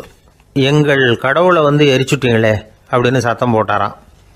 அப்படியா அப்படின்னு கேட்டுக்கிட்டே அந்த சாம்பலை கிளறினார் இவர். என்ன செய்கிறீங்கன்னு கேட்டிருக்காரு அவர். நான் எலும்புகளை தேடுறேன்னாராம். நீங்கள் ஒரு பைத்தியம், இது ஒரு மர சிற்பம், இதில் எலும்புகள் கிடையாது அப்படின்னாராம். அவருக்கு கோபம் வந்துட்டுது. உடனே வெளியில் போங்கன்னு கத்தியிருக்கார். வெளியில் தள்ளி கதவையும் சாத்தி விட்டாராம். மறுநாள் காலையில் கதவை திறந்து பார்த்தா அந்த வயசான பெரியவர் ஒரு மைல்கல் மேலே சில காட்டு பூக்களை வச்சு புத்தம் சரணம் கச்சாமின்னு சொல்லிக்கிட்டே இருக்கிறார். இவருக்கு சந்தேகமாக போட்டுது. கிட்ட போனார். என்ன செஞ்சுக்கிட்டு இருக்கீங்கன்னு கேட்டார். இது என்னுடைய காலை நேர பிரார்த்தனைனாராம். நிஜமாகவே நீங்கள் ஒரு பைத்தியமாக தான் இருக்கணும், ஏன்னா அது ஒரு மைல்கல் அப்படின்னாராம். இப்போ அந்த பெரியவர் சொன்னாராம், நீங்கள் ஒரு மரத்தை புத்தராக நினைக்கும் பொழுது நான் ஏன் ஒரு மைல்கல்ல புத்தராக நினைக்கக்கூடாது? நான் புத்தரை எரிக்கலாம், ஏன்னா அவரை நான் நேசிக்கிறேன். அந்த சிற்பம் மரத்தால் ஆனதுங்கிறது எனக்கு தெரியும். நான் ஒரு மைல்கல்லை தொழலாம், ஏன்னா அது எனது பூக்களை தாங்குது. நான் இந்த மைல்கல்லுக்குள்ளே மறைஞ்சிருக்கிற புத்தரை பார்க்குறேன். யாராவது ஒரு சிற்பி இதை சிலையாக்கினாதான் நீங்கள் புத்தரை பார்க்க முடியும். அன்னைக்கு ரொம்ப குளிராக இருந்தது. நான் எனக்குள்ளே இருக்கிற புத்தரையும் பாதுகாக்கணும். உள்ளே இருக்கிற புத்தரை காப்பாற்றுறதுக்காக வெளியில் உள்ள புத்தரை எரிக்கலாம், அதில் ஒன்றும் தப்பு இல்லை. அது அவருடைய போதனையிலேயே இருக்குது. உனக்குள் ஜோதியாக இரு அப்படிங்கிறது அவருடைய போதனை. என்னுடைய புத்தர் குளிரில் நடுங்கிட்டு இருந்தார். அந்த மர சிற்பங்கள் வெயில் மழையில் உணர்ச்சி இல்லாமல் இருந்தது, அதனால் அப்படி பண்ணினேன். ஆனால் நீங்கள் என்ன பண்ணீங்க? நான் ஒரு மர புத்தரை எரிச்சதுக்காக உயிருள்ள புத்தரை வெளியில் தள்ளி கதவை சாத்தினீங்க அப்படின்னாராம் அந்த பெரியவர். உண்மையான பக்திங்கிறது இதுதான். அதாவது உனக்குள் ஜோதியாக இரு அப்படின்னு புத்தர் சொன்னார் இல்லையா, அது மாதிரி தனக்குள் ஜோதியாக இருக்கிற இந்த காலத்து ஆசாமிகள் நிறைய பேர் உண்டு. எப்பவும் போதையிலேயே இருக்கிறவங்க. ஒரு நாள் நடு ராத்திரி ஒரு மது கடையில் ஒரு ஆள் அங்குள்ள சிப்பந்திகள் கிட்ட கேட்டுக்கிட்டு இருக்கிறான். மறுபடியும் இந்த கடை எப்போ திறப்பாங்கன்னு கேட்டானா. நாளைக்கு காலையில் 8 மணிக்கு திறப்பாங்க அப்படின்னு நானா அங்கே இருந்த ஆள். அவன் திருப்பி திருப்பி அதையே கேட்டுக்கிட்டு இருக்கான். இவனுக்கு பதில் சொல்லி சொல்லி அழுத்து போச்சு. அதான் சொல்கிறேன் ஐயா, நாளைக்கு காலையில் வா அப்படின்னாங்களாம். அதுக்கு இவன், நான் வர்றதுக்காக கேட்கலையா, நேற்றுக்கு வந்தவன் உள்ளேயே மாட்டிக்கிட்டேன், வெளியில் போகிறதுக்காக கேட்டேன் அப்படின்னானா. ஒரு ஏரி ஓரமாக 2 பசங்க நடந்து போய்கிட்டு இருக்கிறாங்க. அதில் ஒருத்தன் பணக்கார வீட்டு பையன், இன்னொருத்தன் ஏழை. இவங்க 2 பேரும் போய்கிட்டு இருக்கிறாங்க. வழியில் ஒரு இடத்துல ஒரு ஜோடி செருப்பு இவங்க கண்ணில் படுது. ஒரு விவசாயி அந்த செருப்பை அங்கே விட்டுட்டு பக்கத்தில் இருந்த ஏரியில் கை காலை கழுவிட்டு இருக்கிறார். உடனே அந்த பணக்கார பையனுக்கு ஒரு ஐடியா. அவன் சொன்னானா, டேய், இப்போ ஒரு வேடிக்கை செய்யலாம். அந்த செருப்பு 2ஐயும் தூக்கி எட்டத்தில் வீசி எரிஞ்சிருவோம். அந்த ஆள் பார்த்துட்டு செருப்பை தேடி அல்லாடுவான், அங்கேயும் இங்கேயும் ஓடுவான், திருன்னு முழிப்பான். அதை பார்த்து நாம் ரசிக்கலாம், நல்ல தமாஷா இருக்கும் அப்படின்னு இருக்கான். இப்படி சொல்லிவிட்டு அந்த செருப்புகளை தூக்கிறதுக்கு போனானா. கொஞ்சம் பொறு அப்படின்னானா அந்த ஏழை பையன். ஏன்னு கேட்டிருக்கான் அவன். இப்போ அந்த ஏழை பையன் சொன்னானா, நீ சொல்கிறது ஒன்றும் வேடிக்கை கிடையாது. உன்னோட செருப்பு தொலைஞ்சா உன் அப்பா உடனே உனக்கு வேறு செருப்பு வாங்கி கொடுத்துருவார். ஆனால் அந்த ஆளுக்கு இந்த செருப்பு தொலைஞ்சதுன்னா வேறு புதுசாக வாங்கிறதுக்கு வாயையும் வயத்தையும் கட்டி பணத்தை சேர்க்க வேண்டியிருக்கும். அதனால் நான் ஒரு வேடிக்கை சொல்கிறேன், அது மாதிரி செய், அது இன்னமும் தமாஷா இருக்கும் அப்படின்னானா. எப்படி அது சொல்லுன்னு இருக்கான் அவன். செருப்பு 2ம் அது இருக்கிற இடத்துலையே இருக்கட்டும். உன் சட்டை பையிலிருந்து ஒரே ஒரு ரூபா நாணயத்தை எடு. அதை அந்த செருப்பு மேலே அதோட குதிகால் பகுதியில் வச்சுட்டு நாம் 2 பேரும் அந்த மரத்துக்கு பின்னாடி ஓடி போய் மறைஞ்சு நின்றுக்குவோம். அப்புறம் பாரு வேடிக்கையே அப்படின்னா. அதே மாதிரி ரூபா காசு செருப்பு மேலே வச்சுட்டு இவங்க 2 பேரும் மறைஞ்சு நின்றுக்கிட்டாங்க. கொஞ்ச நேரத்தில் அந்த விவசாயி வந்தார். காலில் உள்ள மண்ணை தட்டிவிட்டு செருப்பை மாட்டுறதுக்காக போனார். அங்கிருந்த காசு கண்ணில் போட்டுட்டுது. அவருக்கு ஆச்சரியமாக போச்சு. அதை கையில் எடுத்து பார்க்குறார். 4 பக்கமும் திரும்பி திரும்பி பார்க்குறார், யார் இதை வச்சிருப்பான்னு. கடைசியில் ஆகாயத்தை பார்க்குறார். ஆண்டவா, இது உன்னோட கருணை தான். நீ தான் யாரோ புண்ணியவான் மனசில் தர்மம் பண்ணுற எண்ணத்தை உண்டாக்கி இருக்கிற. அந்த புண்ணியவான் நல்லா இருக்கணும் அப்படின்னு வாழ்த்தி அந்த காசை கண்ணில் ஒத்திக்கிட்டாராம். மறைஞ்சிருந்து பார்த்துக்கிட்டு இருந்த ஏழை பையன் இப்படி சொன்னான், பாத்தியா, உன்னை புண்ணியவான்னு வாழ்த்திக்கிட்டு போகிறார் அந்த ஆள். அவருக்கும் சந்தோஷம், அதை பார்த்து நமக்கும் சந்தோஷம். உனக்கு ரூபாங்கிறது ஒரு பெரிய விஷயம் இல்லை, ஆனால் அதனால் நமக்கு கிடைச்சிருக்கிற மகிழ்ச்சி ரொம்ப உயர்வானது அப்படின்னு நானா. வேடிக்கையும் கிண்டலும் இது மாதிரி அடுத்தவங்களுக்கு இடைஞ்சலாக இல்லாமல் இருக்கணும் அப்படிங்கிறார் கலைவாணர். ஆனால் பாருங்கள், அவருக்கே இடைஞ்சலாக வர்ற விஷயங்களை கூட அவர் வேடிக்கையாக தான் எடுத்துக்கிட்டாராம். ஒரு தடவை ஒருத்தர் கலைவாணர்கிட்ட வந்து, ஐயா என் குழந்தை செத்து போச்சு அப்படின்னு சொல்லி அழுதாராம். உடனே அவருக்கு 100 ரூபா பணத்தை கொடுத்து, இந்தாங்க அடக்கம் செய்யுங்க அப்படின்னு சொல்லி அனுப்பி வச்சாராம். 1 வருஷம் கழிச்சு மறுபடியும் அதே ஆள் வந்திருக்கார். இவர் மறந்துருப்பாருங்கிற நினைப்புல, அண்ணே என் குழந்தை இறந்து போச்சுண்ணே அப்படின்னாராம். இவர் மறுபடியும் 100 ரூபா கொடுத்து ஆறுதல் சொல்லி அனுப்பி வச்சாராம். 7-8 மாசம் கழிச்சு மறுபடியும் அதே ஆள் வந்திருக்கார். அவர் வாயை திறக்கிறதுக்கு முன்னாடியே இவர் 100 ரூபாய் அவர் கையில வச்சு, போன 2 தடவை தான் குழந்தை செத்து போச்சு, இந்த தடவையாவது அதை சாகாம காப்பாத்தி விடு அப்படின்னு சொல்லி அனுப்பி வச்சாராம். அதுக்கப்புறம் அந்த ஆள் வர்றதே இல்லையா. எனக்கு தெரிஞ்ச ஒருத்தர் இருக்கார். அவர் ஒரு பெரிய காவல்துறை அதிகாரி, ரொம்ப கண்டிப்பானவர். அவரை கண்டாவே எல்லாரும் பயப்படுவாங்க. அப்படிப்பட்டவர் வீட்டுக்கு போனால் அப்படியே அடியோட மாறிடுவார். அங்கே போய் பார்த்தீங்கன்னா குழந்தைகளோட குழந்தையா அவர் விளையாடிக்கிட்டு இருப்பார். அலுவலக சமயத்தில் பார்த்தீங்கன்னா குதிரை முதுகில் அவர் உட்காந்துருப்பார். வீட்டில் பார்த்தீங்கன்னா அவர் முதுகில் குழந்தை உட்காந்துருக்கும். அவர் குதிரை மாதிரி போயிட்டு இருப்பார். இது எப்படிங்க முடியுது உங்களால் அப்படின்னு கேட்டாங்க. அது ஒன்றும் இல்லை, இங்கே வீட்டுக்கு வந்த உடனே என்னோட மனசை தனியாக எடுத்து வச்சிருவேன் அப்படின்னார்.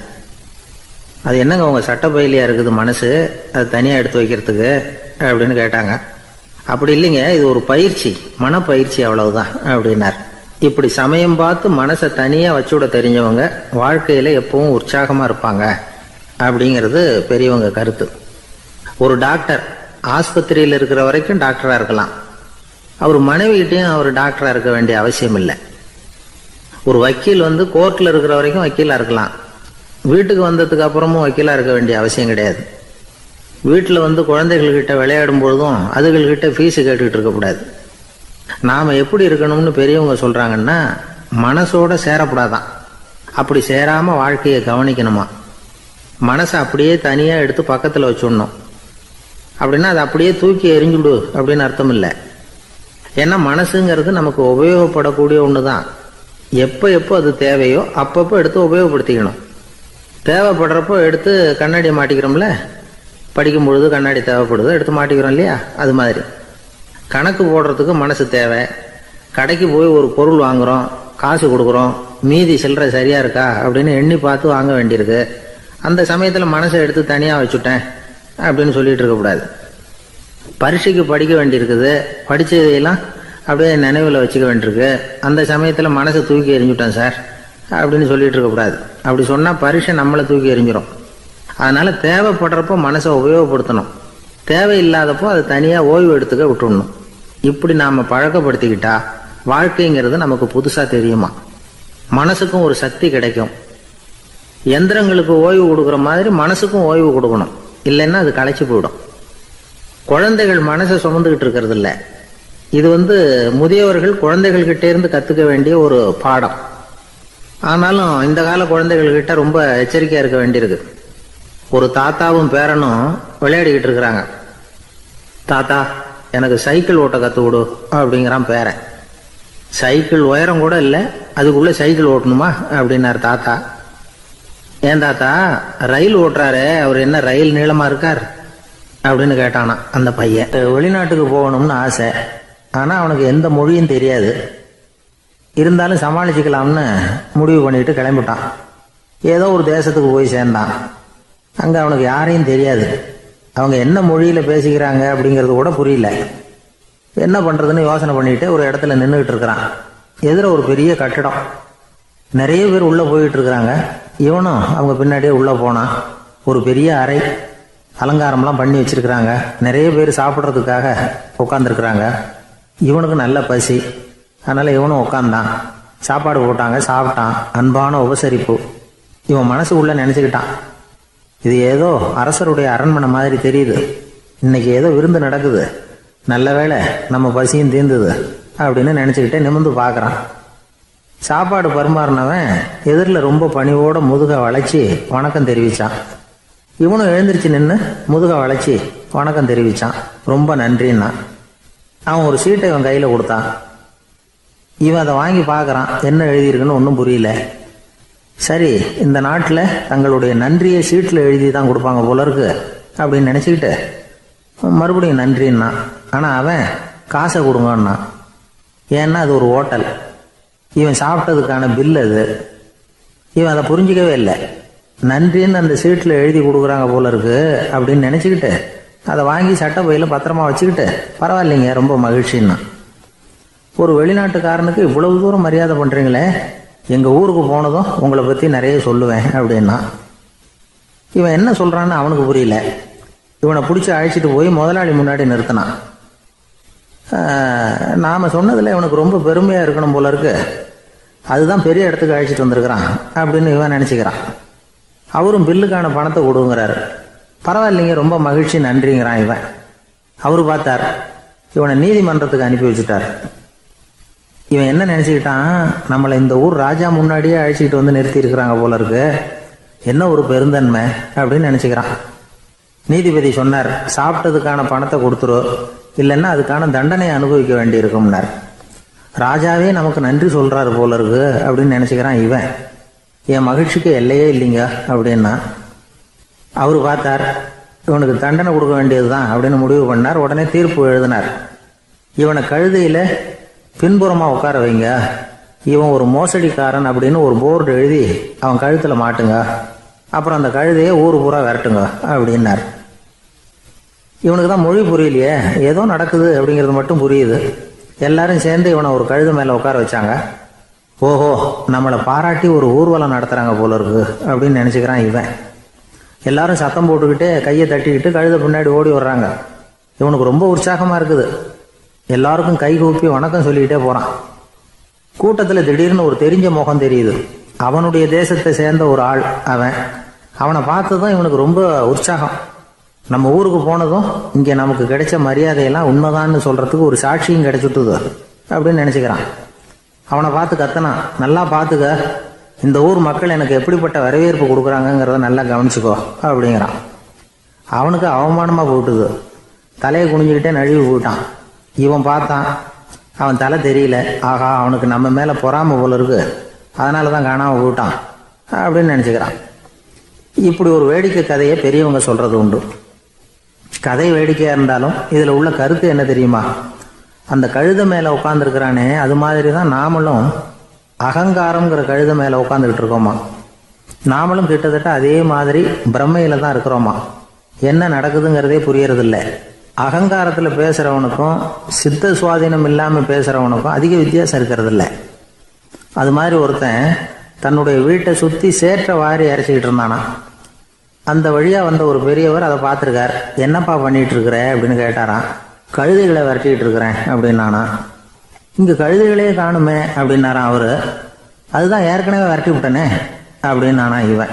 ஒரு ஊரில் ஒரு ராஜா இருந்தார். அவர் ஒரு நாள் காலையில் அரண்மனையில் மேல் மாடத்தில் வந்து நின்றுக்கிட்டு இருந்தார். அப்போ ஒரு ஆள் வீதியில் ரொம்ப வேகமாக ஓடிக்கிட்டு இருக்கான். அதை ராஜா கவனிச்சார். அவன் மனசில் ஏதோ ஒரு தவிப்பு இருக்குங்கிறத புரிஞ்சுக்கிட்டார். உடனே அரண்மனை சேவகர்களை கூப்பிட்டார். அந்த ஆளை இங்கே அழைச்சிட்டு வாங்க அப்படின்னார். இவங்க ஓடி போய் அந்த ஆளை அழைச்சிட்டு வந்தாங்க. மன்னர் முன்னாடி நிறுத்தினாங்க. மன்னர் அவனை நிமிர்ந்து பார்த்தார். எதுக்காக இவ்வளவு வேகமாக ஓடிக்கிட்டு இருக்கிற அப்படின்னு கேட்டார். இதுக்கு அவன் சொன்னா, மன்னா, நம்ம கோட்டையின் வடக்கு வாசல் இருக்கு இல்லையா, அது ஓரமா ஒரு பெரிய பாறாங்கல் கிடக்கு. அதுக்கு அடியில் நான் ஒரே ஒரு வெள்ளி நாணயத்தை புதைச்சி வச்சிருக்கேன். அது இப்போ எனக்கு தேவைப்படுது. என்னுடைய மனைவிக்கு ஒரு பரிசு வாங்கி கொடுக்க வேண்டியிருக்கு. அதுக்காக தான் அவசரமாக ஓடிக்கிட்டு இருக்கிறேன் அப்படின்னா. மன்னர் யோசனை பண்ணார். அப்புறம் சொன்னார், அதுக்காகவா இப்படி ஓடுற? பரவாயில்ல, அதை பற்றி கவலைப்படாத. நான் உனக்கு 10 வெள்ளி காசுகள் தர்றேன், வாங்கிட்டு திரும்பி போ அப்படின்னார். இவன் தலையை சொரிஞ்சான். மன்னா, நீங்கள் கொடுக்கறத ரொம்பவும் மகிழ்ச்சியோடு வாங்கிக்கிறேன். இருந்தாலும் அதுக்கப்புறம் அந்த வடக்கு வாசலுக்கு போய் அங்கே இருக்கிற ஒரு நாணயத்தையும் எடுத்துக்கிட்டு போயிடுறேனே அப்படின்னானா. இதை பாருப்பா, அந்த ஒரு நாணயத்தை மறந்துடு, உனக்கு 100 வெள்ளி நாணயங்கள் தரேன் இருக்கார். மன்னா, ரொம்ப மகிழ்ச்சி. உங்கள் மாதிரி தாராள குணம் வேற யாருக்கும் வராது. நீங்கள் கொடுக்குற 100 நாணயங்களையும் வாங்கிக்கிறேன். இருந்தாலும் வடக்கு வாசலுக்கு போய் அதையும் எடுத்துக்கிட்டா 101 ஆயிடுமே அப்படின்னானா. இதை பாருப்பா, அந்த ஒரு நாணயத்தை மறந்துடு, அது எக்கேடாவது கெட்டு போகட்டும். நான் உனக்கு 100 பொற்காசுகள் தரேன், அதையாவது வாங்கிட்டு வந்த வழியிலேயே திரும்பி போடுன்னாராம். தங்க நாணயங்களே தரேன்னு சொல்றீங்க, தாராளமாக வாங்கிக்கிறேன். இருந்தாலும் வடக்கு வாசலுக்கு போய் அப்படின்னு மறுபடியும் ஆரம்பிச்சான். அரசர் வந்து பொறுமை இழந்துட்டார். கடைசியாக ஒரு முடிவுக்கு வந்துட்டார். இதை பாருப்பா, உனக்கு என்னுடைய ராஜ்யத்திலேயே பாதியை கொடுத்துட்றேன், அப்படியாவது திருப்தியாக திரும்பிப்போ அப்படின்னாராம். மன்னா, உங்களுடைய பெருந்தன்மைக்கு ஈடு இணையே கிடையாது. தேசத்திலேயே பாதி பிரித்து கொடுக்குறேன்னு சொல்கிறீங்க, அதனால் உங்ககிட்ட ஒரு சின்ன வேண்டுகோள் அப்படின்னானா. சொல்லுன்னாராம் மன்னர் ஆர்வமா. இவன் மெதுவாக ஆரம்பித்தான். அப்படி இந்த ராஜ்யத்தை ரெண்டாக பிரிக்கிறப்போ அந்த வடக்கு வாசல் இருக்கிற பக்கத்தை என்கிட்டயே கொடுத்துருங்கோ அப்படின்னானா. மன்னர் அசந்து போயிட்டார். இந்த கதை எதுக்காகன்னு கேட்டால், மனம்ங்கிறது ஒரு குரங்குங்கிறத புரிஞ்சுக்கிறதுக்காகத்தான். உன்னை பிடிச்சிக்கிட்டா லேசில் விடாது. அப்படிப்பட்ட மனசை அறிவு தான் வழி நடத்தணும். அதில் தான் வாழ்க்கையின் வெற்றி அடங்கியிருக்குது. ஒரு சின்ன பையன் தெருவில் அழுதுகிட்டு இருந்தான். ஏன்பா அழுகுறேன்னு ஒரு பெரியவர் கேட்டார். ₹1 காசை இங்கே தொலைச்சுட்டேன் அப்படின்னா. சரி, அதுக்காக அழாத, அதுக்கு பதிலாக 10 ரூபா தரேன், இந்தா வச்சுக்கோன்னு கொடுத்தாரு. அந்த 10 ரூபாயை வாங்கி சட்டப்பையில் போட்டுக்கிட்டு அதை விட அதிகமாக சத்தம் போட்டு அழ ஆரம்பிச்சுட்டான். மறுபடியும் ஏன்டா அழறேன்னு கேட்டார் பெரியவர். அந்த ₹1 கிடைச்சிட்டுதுன்னா இப்போ என்கிட்ட 11 ரூபா இருக்குமே, இப்போ 10 ரூபா தானே இருக்கு அப்படின்னு சொல்லிவிட்டு அழறான். சங்கீத வித்வான்களில் பல வகை உண்டு. சில குறிப்பிட்ட ராகங்களை பாடுறதுல அவங்களுக்கு பெருமை வர்றது உண்டு.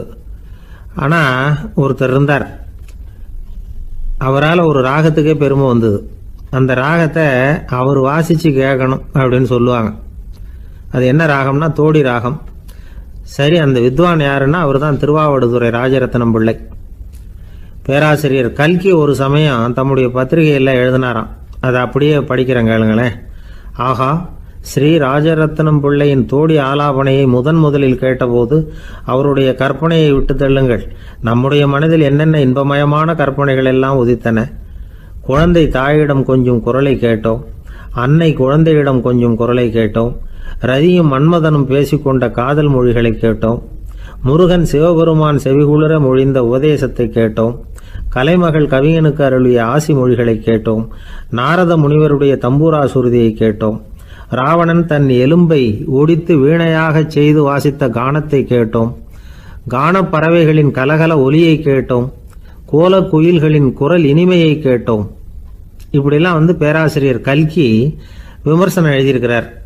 திருவாவடுதுறை ராஜரத்னம் பிள்ளை அவர்களுடைய வாசிப்பை கேட்டுட்டு TN ராஜரத்னம் பிள்ளை இறந்து போனார். அப்போ கவிஞர் கண்ணதாசன் எழுதினார், செவியனில் ஓடி எங்கள் சிந்தையில் ஓடி இந்த புவியெல்லாம் ஓடி நின்பார் பொங்கிய தோடி வேறிங்கு எவரிடம் போகும் ஐய இனி அதை காப்பார் யாவர் அவிந்தனின் சடலத்தோடே அவிந்தது தோடிதானும் அப்படின்னு எழுதினாராம். அந்த அளவுக்கு அவருடைய தோடியை ரசித்தவர்கள் உண்டு. அதே மாதிரி தோடின்னா என்னன்னு தெரியாமலே அவரை ரசித்தவங்களும் அந்த காலத்தில் உண்டு. அதாவது ஒரு பெரிய சபையில் இவர் வாசிச்சுக்கிட்டு இருக்கிறார். பாதியில் ஒரு பெரிய மனுஷன் உள்ளே வந்தார். அவர் உடம்புல பட்டு வேஷ்டி, ஜருகை, அங்கவஸ்திரம், வாயில் வெத்தலை, வாசனை புகையில, காதில் வைரக்கடுக்கன், கழுத்தில் தங்க சங்கிலி, கை விரல் பூரா மோதிரம், கையில் ஒரு வெள்ளி வெத்தலை புட்டி, உதவிக்கு 2 பேர் பக்கத்தில். இவ்வளவு பந்தாவோடு வரார் கச்சேரி கேட்கறதுக்கு. இப்படி வந்தவர் முதல் வரிசையில் உக்காந்தார். வித்வான் வாசித்து முடித்ததும் இவர் அவரை பார்த்து, ஐயா, நீங்கள் தோடி வாசிக்கிறதுல ரொம்ப கெட்டிக்காரர்னு கேள்விப்பட்டிருக்கேன், அதை கேட்கறதுக்காக தான் மெனக்கிட்டு வந்திருக்கிறேன், அதை வாசிங்களேன் அப்படின்னாராம் இந்த பெரியவர். ராஜரத்னம் பிள்ளைக்கு ஒன்றும் புரியல. ஏன்னா இதுவரைக்கும் அவர் வாசிச்சுக்கிட்டு இருந்ததே அந்த தோடி ராகத்தை தான். அதை வாசித்து முடித்ததும் அதை வாசிங்களேன்னு இவர் கேட்குறார். அப்படின்னா இவரோட ஞானம் எப்படிப்பட்டது? இவ்வளவும் கேட்டுட்டு இப்படி கேட்குறாரே அப்படின்னு அவர் யோசிச்சிருக்கிறார் ராஜரத்னம் பிள்ளை. உடனே என்ன பண்ணார் தெரியுமா? பக்கத்தில் ரொம்ப சாதுவாக சுருதி போட்டுக்கிட்டு இருந்த ஒரு முதுகில் ஓங்கி ஒரு குத்து விட்டாராம். அவருக்கு ஒன்றும் புரியல, எதுக்கு நம்மளை அடிக்கிறார் இவர், நம்மளை குத்துறாரு வித்வான்னு. அவர் அதிர்ச்சியால் இவர் நிமிர்ந்து பார்த்துருக்கார். அப்போ ராஜரத்னம் பிள்ளை சொன்னாராம், ஏய்யா ஐயா பெரிய மனுஷன், என்னுடைய பரம ரசிகர், தோடி ராகம் கேட்கணுங்கிறதுக்காக இவ்வளவு தூரம் வந்திருக்கிறார், முதல் வரிசையில் உட்காந்துருக்கார்.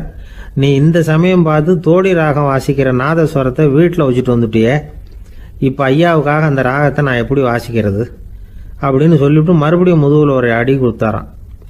அடி வாங்கினவருக்கே சிரிப்பு அடக்க முடியலையா. எனக்கு இது மட்டும்தான் சார் தெரியும், இதை தவிர வேற எதுவும் தெரியாது அப்படின்னு சொல்லிக்கிட்டே காலம் தள்ளுறவங்க ரொம்ப பேர். அவங்களெல்லாம் கஷ்டப்பட வேண்டியிருக்கும்.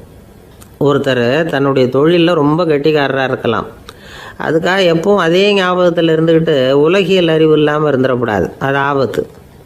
இதுக்காக நம்ம தாத்தா பாட்டிலாம் ஒரு கதை சொல்லுவாங்களே, கேள்விப்பட்டிருக்கீங்களா?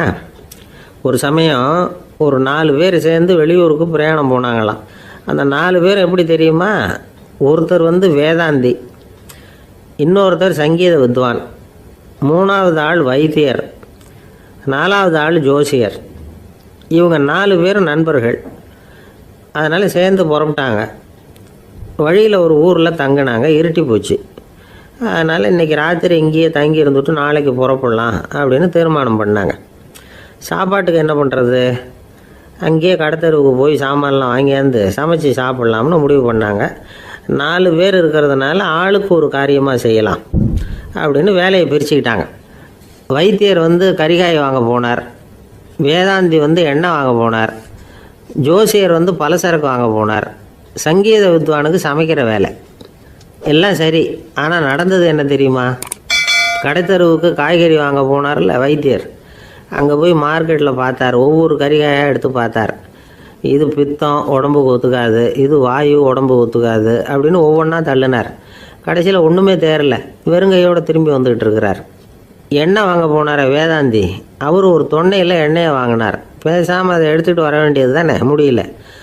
அவருடைய வேதாந்த மூளை சிந்திக்க ஆரம்பிச்சுட்டுது. இந்த தொன்னைக்கு எண்ணெய் ஆதாரமா அல்லது எண்ணெய்க்கு தொன்னை ஆதாரமா அப்படிங்கிற ஆராய்ச்சியில் இறங்கினார். என்னாச்சு தெரியுமா? அப்படி கவுத்து பார்த்தார். வாங்கின எண்ணெய் பூராவையும் வழியில் கொட்டிவிட்டு வெறும் தொண்டையோடு சேர்ந்தார். பலசரக்கு வாங்க போனார் ஜோசியர். அவர் ஒரு வழியில் பார்த்தாரு. வழியில் வந்தவங்களெல்லாம் அங்கங்கே ஒரு மரத்தடியில் உட்கார வச்சு அவங்களுக்கெல்லாம் ஆர்வம் சொல்ல ஆரம்பிச்சிட்டார். அப்படி ஒவ்வொருத்தராக சொல்லி முடிச்சுட்டு கடத்தருக்கு போய் சேர்ந்தார். இவர் அங்கே போய் சேர்றதுக்குள்ளே ரொம்ப நேரம் ஆகிட்டுது. கடையெல்லாம் பூட்டி விட்டு போயிட்டாங்க. என்ன செய்கிறது? அவரும் வெறுங்கையோடு திரும்பி சேர்ந்தார். சரி, இவங்க கதை தான் இப்படி ஆச்சு. அங்கே சமைக்கிறதுக்காக உட்காந்துருந்தார் சங்கீத வித்வான். அவர் கதை என்னாச்சு தெரியுமா? அங்கே அவர் அடுப்பை பற்ற வச்சு ஒலையை கொதிக்க வச்சார். அதாவது ஒரு பானையில் தண்ணியை ஊற்றி அடுப்பில் வச்சார். அது கொதிக்க ஆரம்பிச்சிது. தண்ணி கொதிக்கிற சத்தம் இருக்குதுல்ல, அது இவருக்கு தாளம் போடுறது மாதிரி இருந்தது. ஒரே குஷி, பாட ஆரம்பிச்சிட்டார். பாடிக்கிட்டே உற்சாகமாக கையில் இருந்த கரண்டியால் அந்த பானையில் தட்டினார், தாளம் போடுறதா நினச்சிக்கிட்டு. அவ்வளவுதான், பானை பட்டுன்னு உடஞ்சி போச்சு. தலையில் கையை வச்சுக்கிட்டு அவரும் உட்காந்துட்டார். எந்த தொழில் தெரிஞ்சாலும் சரி, அதை புத்திசாலித்தனமாக பயன்படுத்த தெரியலன்னா ஆபத்து தான். அதுக்காக தான் இந்த கதை. ஒரு பஸ்ஸு டிரைவர் ரொம்ப கெட்டிக்காரரு. பஸ்ஸை ரொம்ப திறமையாக ஆபத்து இல்லாமல் ஓட்டினதுக்காக பரிசுலாம் வாங்கினவர். அவரே ஒரு படகு ஓட்டுறதுக்காக அழைச்சிட்டு போயிருக்கிறாங்க, மோட்டார் படகு. அதையும் ரொம்ப திறமையாக தான் ஓட்டிகிட்டு போயிருக்கிறாரு. நடுக்கடலில் போனதும் படகு நின்று போச்சு. மோட்டாரில் ஏதோ கோளாறு. என்ன செய்யலாம் அப்படின்னு அந்த டிரைவரை கேட்டிருக்கிறாங்க படகுல இருந்தவங்கெல்லாம். அப்போ அவர் சொன்னாராம், கவலைப்படாதீங்க, ஒன்றும் பிரச்சனை இல்லை, எல்லாரும் கொஞ்சம் கீழே இறங்கி பின்னாடி தள்ளுங்க, மோட்டார் ஸ்டார்ட் ஆகிடும் அப்படின்னாராம். இமயமலை அடிவாரத்தில் ஒரு மடம். அங்கே ஒரு சன்னியாசி இருந்தார். அவர்கிட்ட ஒருத்தர் வந்தார். சுவாமி, ஆசையை உதற நினைக்கிறேன், முடியல, ஒட்டிக்கிட்டே வருது அப்படின்னாராம். இப்படி உட்கார, ஒரு கதை சொல்கிறேன் அப்படின்னு சொல்லி அவர் சொல்ல ஆரம்பித்தாராம். அவர் சொன்ன கதை என்னென்னா, ஒரு ஊரில் ஒரு ஆள் இருந்தான். அவன் பேர் குப்புசாமி. அவங்ககிட்ட எப்பவும் ஒரு பழைய தொப்பி இருக்கும், விடவே மாட்டான். அதனால் அவனை எல்லாரும் தொப்பி சாமி அப்படின்னு தான் கூப்பிடுறது வழக்கம். ஒரு புது தொப்பி வாங்கிக்கப்படாதாப்பா அப்படின்னு நண்பர்கள்லாம் சொல்லி பார்த்தாங்க. பணத்துக்கு எங்கே போவேன் அப்படின்னு விட்டானான். பணம் வச்சுருக்கான், செலவு பண்ண மனசு வரல, மகா கஞ்சன். பழைய பாட்டில்கள்லாம் வாங்கி விற்றுக்கிட்டு இருந்தான். அப்படி ஒரு தடவை பழைய கண்ணாடி சாமான்களை ஏலத்தில் எடுத்தப்போ அதில் ஒரு அருமையான சென்ட்டு பாட்டில் கிடச்சிது. உடனே ஒரு ஐடியா பண்ணான். அந்த சென்ட்டை சின்ன சின்ன பாட்டில்களில் அடைச்சி ஜன்னல் ஓரமாக அடுக்கி வச்சுட்டான். அதை விற்றா நிறைய பணம் கிடைக்குமே, அதனால். இதுக்கு இடையில் ஒரு நாள் அவன் அப்படியே உட்காந்துருந்தான். அந்த நேரம் நண்பன் வந்தான். ஏண்டா, உன் பழைய தொப்பியை மாற்றப்படாதா? ஊரில் எல்லாரும் கேலி பேசுகிறாங்களே ஒன்று தொப்பி சாமின்னு அப்படின்னு சொல்லி கேட்டிருக்கான். இந்த சென்ட்டு பாட்டில் விற்றதும் பணம் வரும், அதுக்கப்புறம் பார்க்கலாம் அப்படின்னு நானா இவன். சரி வா, நீச்சல் குளத்துக்கு போயிட்டு வருவோம் அப்படின்னு கூப்பிட்ருக்கான் நண்பன். 2 பேரும் போனாங்க. அதே நேரம் அந்த ஊர் நீதிபதியும் அங்கே குளிக்க வந்தாராம். அவர்கிட்ட இருந்தது விலை வசந்த ஒரு புது தொப்பி. அதை அங்கே இருந்த ஸ்டாண்டில் மாட்டிவிட்டு குளிக்க போனார். இதுக்கிடையில் குப்புசாமி குளிச்சுட்டு வந்தான். அவனுடைய பழைய தொப்பியை காணலை. அந்த புது தொப்பியை பார்த்தா இது நண்பனுடைய வேலை தான் அப்படிங்கிறதாக புரிஞ்சுக்கிட்டு அதை எடுத்து மாட்டிகிட்டு வந்துட்டான். நீதிபதி குளிச்சுட்டு வந்து பார்க்குறாரு, தொப்பியை காணும். போலீஸில் புகார் கொடுத்தார். அவங்க வந்து தேடினாங்க. ஒரு மூலையில் பழைய தொப்பி கிடச்சிது. அடடா, இது நம்ம குப்புசாமியோட தொப்பி இல்லையா அப்படின்னு நானா ஒருத்தன். உடனே அவன் வீட்டுக்கு தேடிட்டு போயிருக்காங்க. அங்கே போய் பார்த்தா புது தொப்பி அங்கே இருக்குது. உடனே அவனுக்கு 1000 ரூபா அபராதம் போட்டாங்களாம். அவன் பணத்தை கட்டிவிட்டு ரொம்ப எரிச்சலோடு வீட்டுக்கு வந்தான். பழைய தொப்பி கண்ணில் பட்டது. மறுபடியும் உன்னால தானே எனக்கு 1000 ரூபா நஷ்டம் அப்படின்னு சொல்லி அதை எடுத்துக்கிட்டு அப்படி போயிருக்கான். அந்த ஊர் குளத்தில் வீசி எரிஞ்சிட்டு வந்துட்டான். அது மீன் பிடிக்கிற ஒருத்தன் கையில் சிக்கிச்சு. அவன் வர்ற வழியில் அதை எடுத்து வேகமாக வீசி எறிஞ்சான். அது நேராக குப்புசாமி வீட்டு ஜன்னல் வழியாக உள்ளே வந்து இந்த சென்ட்டு பாட்டில்கள் மேலே விழுந்து எல்லாம் உடஞ்சி நொறுங்கி போச்சு. குப்புசாமி பார்த்தான். தோட்டத்தில் ஆழமாக ஒரு குழியை வெட்டினான். அந்த தொப்பியை போட்டான், மூடிவிட்டான். இதை அடுத்த வீட்டுக்காரன் பார்த்தான். ஏதோ புதையல் தான் வச்சுருக்கான் போல இருக்குன்னு நினச்சான். போலீஸில் போய் புகார் கொடுத்துட்டான். மறுபடியும் போலீஸ் குழியை தோண்டினாங்க. பழைய தொப்பி மறுபடியும் வெளியில் வந்தது. எல்லோரும் சிரிக்கிறாங்க. அன்னைக்கு ராத்திரியே அந்த தொப்பியை எடுத்துக்கிட்டு நேராக புறப்பட்டான். ஒரு கல்லில் அதை சேர்த்து கட்டி குடிநீர் தொட்டி இருக்கும்ல, அதில் போட்டுட்டு வந்துட்டான். இனிமேல் என்ன பண்ணும் பார்ப்போன்னு. ஒரு நாள் திடீர்னு குழாயெல்லாம் அடைப்பட்டு போச்சு. மாநகராட்சி அலுவலர்கள் வந்து என்னன்னு பார்த்தா அந்த பழைய தொப்பி குழாயை அடைச்சிக்கிட்டு இருக்குது. இது குப்புசாமியோட தொப்பிங்கிறது தான் எல்லாருக்கும் தெரியுமே. உடனே குடிநீரை வந்து பாழாக்கணத்துக்காக குப்புசாமிக்கு கோர்ட்டு 2500 ரூபா அபராதம் போட்டுவிட்டுது. அதையும் கட்டிவிட்டு வெளில வந்தான். கடைசியாக முடிவு பண்ணான். ஒரு நெருப்பு குச்சியை கிழிச்சான். தொப்பியை கொளுத்தினான்.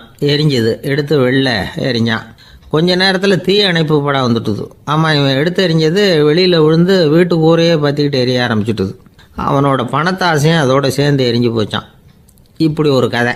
இந்த கதையை சொல்லி முடித்தார் அந்த இமயமலை அடிவாரத்தில் இருந்த சன்னியாசி. இப்போ அந்த குப்புசாமி எங்கே இருக்கிறான்னு கேட்டார் எதிரில் இருந்தவர். இதோ உன் எதிரிலே இருக்கிறான், நான் தான் அந்த குப்புசாமி அப்படின்னாரான் அந்த சன்னியாசி. அந்த குப்புசாமி கிட்ட இருந்தது மாதிரி ஒரு பழைய தொப்பி நம்ம ஒவ்வொருத்தர்கிட்டையும் உண்டு. அதை எப்படி தொலைக்கிறதுன்னு தெரியாமல் தடுமாறிக்கிட்டு இருக்கிறோம். அது என்ன தொப்பிங்கிறீங்களா? அதுதான் நம்மை சூழ்ந்திருக்கிற மாயை அப்படிங்கிறார் சுவாமி சின்மயானந்தர். மெய்ஞானம் கிடைக்கிறப்போ மாயை வந்து எரிஞ்சு போகும் அப்படிங்கிறது அவருடைய கருத்து. நம்மால் ஒருத்தர் வேகமாக ஓடி வந்தார். காலில் மாட்டியிருந்த பழைய செருப்பு ரெண்டையும் ஆவேசமாக தூக்கி ஒரு கிணத்துல போட்டுட்டு வெறுங்காலோடு நடந்து வந்துக்கிட்டு இருக்கிறார்.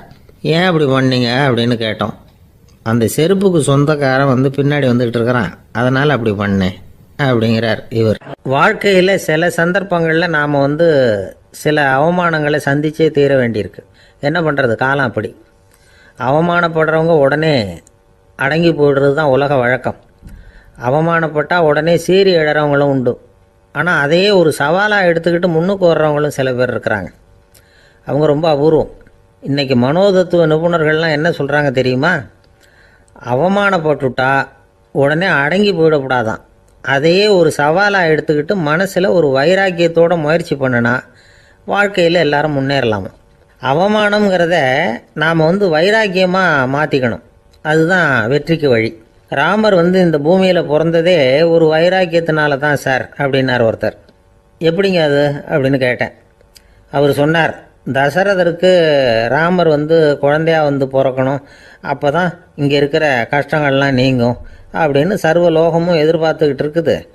ஆனால் அவர் எப்போ வந்து பிறப்பார் அப்படின்னு யாருக்கும் தெரியல. அந்த காரியம் சீக்கிரம் நடக்கணுமே, அதுக்கு என்ன பண்ணுறது? நாரதர் வந்தார் ஒரு நாள் தசரதரை தேடி. தசரதா, உனக்கு ஒரு செய்தி தெரியுமான்னு ஆரம்பித்தார். அவர் எப்பவும் இப்படித்தானே ஆரம்பிக்கிறது வழக்கம். என்ன விஷயம்னு கேட்டார் தசரதர். தசரதா, நீ அடிக்கடி உன்னோட தேரில் ஏறிக்கிட்டு தேவலோகத்துக்கு போகிற, அங்கே போகிற வர்ற எல்லாம் பண்ணிகிட்ருக்க, எல்லாம் சரி. தேவலோகத்துலேயும் உன்னை நல்லபடியாக தான் வரவேற்கிறாங்க. தேவேந்திரன் உன்னை பிரியமாக அழைச்சிட்டு போய் தன்னுடைய அரியாசனத்திலேயே தனக்கு பக்கத்திலேயே உட்கார வைக்கிறான். நீயும் சந்தோஷமாக உட்காந்து பேசிவிட்டு வந்துடுற. ஆனால் நீ இங்கே வந்ததுக்கு அப்புறம் அங்கே என்ன நடக்குது தெரியுமா உனக்கு அப்படின்னாரான் நாரதர். என்ன நடக்குது எனக்கு ஒன்றும் தெரியலையே அப்படின்னாரான் தசரதர். நாரதர்கிட்ட வந்து கிட்டத்தில் வந்து கேட்டிருக்கார், கொஞ்சம் சொல்லுங்கள் என்னது அப்படின்னு. அவர் நெருங்கி வந்தாரான் நாரதரும். மெதுவாக அவர் காதோட காதாக சொன்னாராம். அதாவது நம்ம பாஷையில் சொல்லப்போனால் பற்ற வைக்கிறார். நீ அங்கே தேவேந்திரங்கிட்ட உட்காந்து பேசிவிட்டு வந்த பிறகு நீ அங்கே உட்காந்துருந்த அரியாசனத்தை தண்ணி ஊற்றி கழுவி சுத்தப்படுத்துகிறாங்க. நீ என்ன அந்த அளவுக்கு சுத்தம் இல்லாத ஆளா, தினம் குளிக்காமையாக இருக்கிற அப்படின்னாராம். தசரதருக்கு இது ரொம்ப அவமானமாக போயிட்டுது. அப்படியே செய்கிறாங்க அப்படின்னாராம். ஆமாம், நீ வேணும்னா நான் சொல்கிறது உண்மையா இல்லையா அப்படின்னு சோதனை பண்ணி பார்த்துக்கோ அப்படின்னாரான் நாரதர். உடனே தசரதர் இதுக்காகவே புறப்பட்டு தேவலோகம் போனார். அங்கே வழக்கம் போலவே இவரை கூப்பிட்டு உட்கார வச்சு பேசிக்கிட்டு இருந்தான் தேவேந்திரன். கொஞ்ச நேரம் பேசிக்கிட்டு இருந்துட்டு சரி நான் கிளம்புறேன்னு புறப்பட்டார். சரி அவனும் வாசல் வரைக்கும் வந்து வழி அனுப்பி வச்சுட்டு உள்ளே போயிட்டான். தசரதர் வெளியில் கொஞ்ச நேரம் மறைஞ்சி இருந்துட்டு மெதுவாக உள்ளே எட்டி பார்த்தார் என்ன நடக்குதுன்னு. நாரதர் சொன்னது உண்மைதான். தசரதர் உட்காந்துருந்த ஆசனத்தை அங்கே 2 தேவர்கள் கழுவி சுத்தப்படுத்திக்கிட்டு இருக்கிறாங்க. தசரதரால் இதை தாங்கிக்க முடியல. அவருக்கு ரொம்ப அவமானமாக போச்சு. நேராக கிடுகிடுன்னு தேவேந்திரங்கிட்டே போனார். நான் உட்காந்துருந்த இருக்கையே சுத்தம் பண்ணுறியே, நான் என்ன அந்த அளவுக்கு பாவியா அப்படின்னு கேட்டார். ரொம்ப கோபமாக கேட்டார். தசரதரே, மனுஷனுக்கு 3 கடன்கள் உண்டு. தேவ கடன், ரிஷி கடன், பித்ரு கடன். இதை தீர்க்காதவன் பாவியாகிறான். இதில் மகனை பெறுவதால் தான் பித்ரு கடன் தீரும். உனக்கு மகன் கிடையாது, அதனால் நீ பாவியாகிற. பாவி உட்காந்துருந்த இடம்ங்கிறதுனால அதை சுத்தம் செய்ய வேண்டியது எங்கள் கடமை அப்படின்னு நானான் தேவேந்திரன்.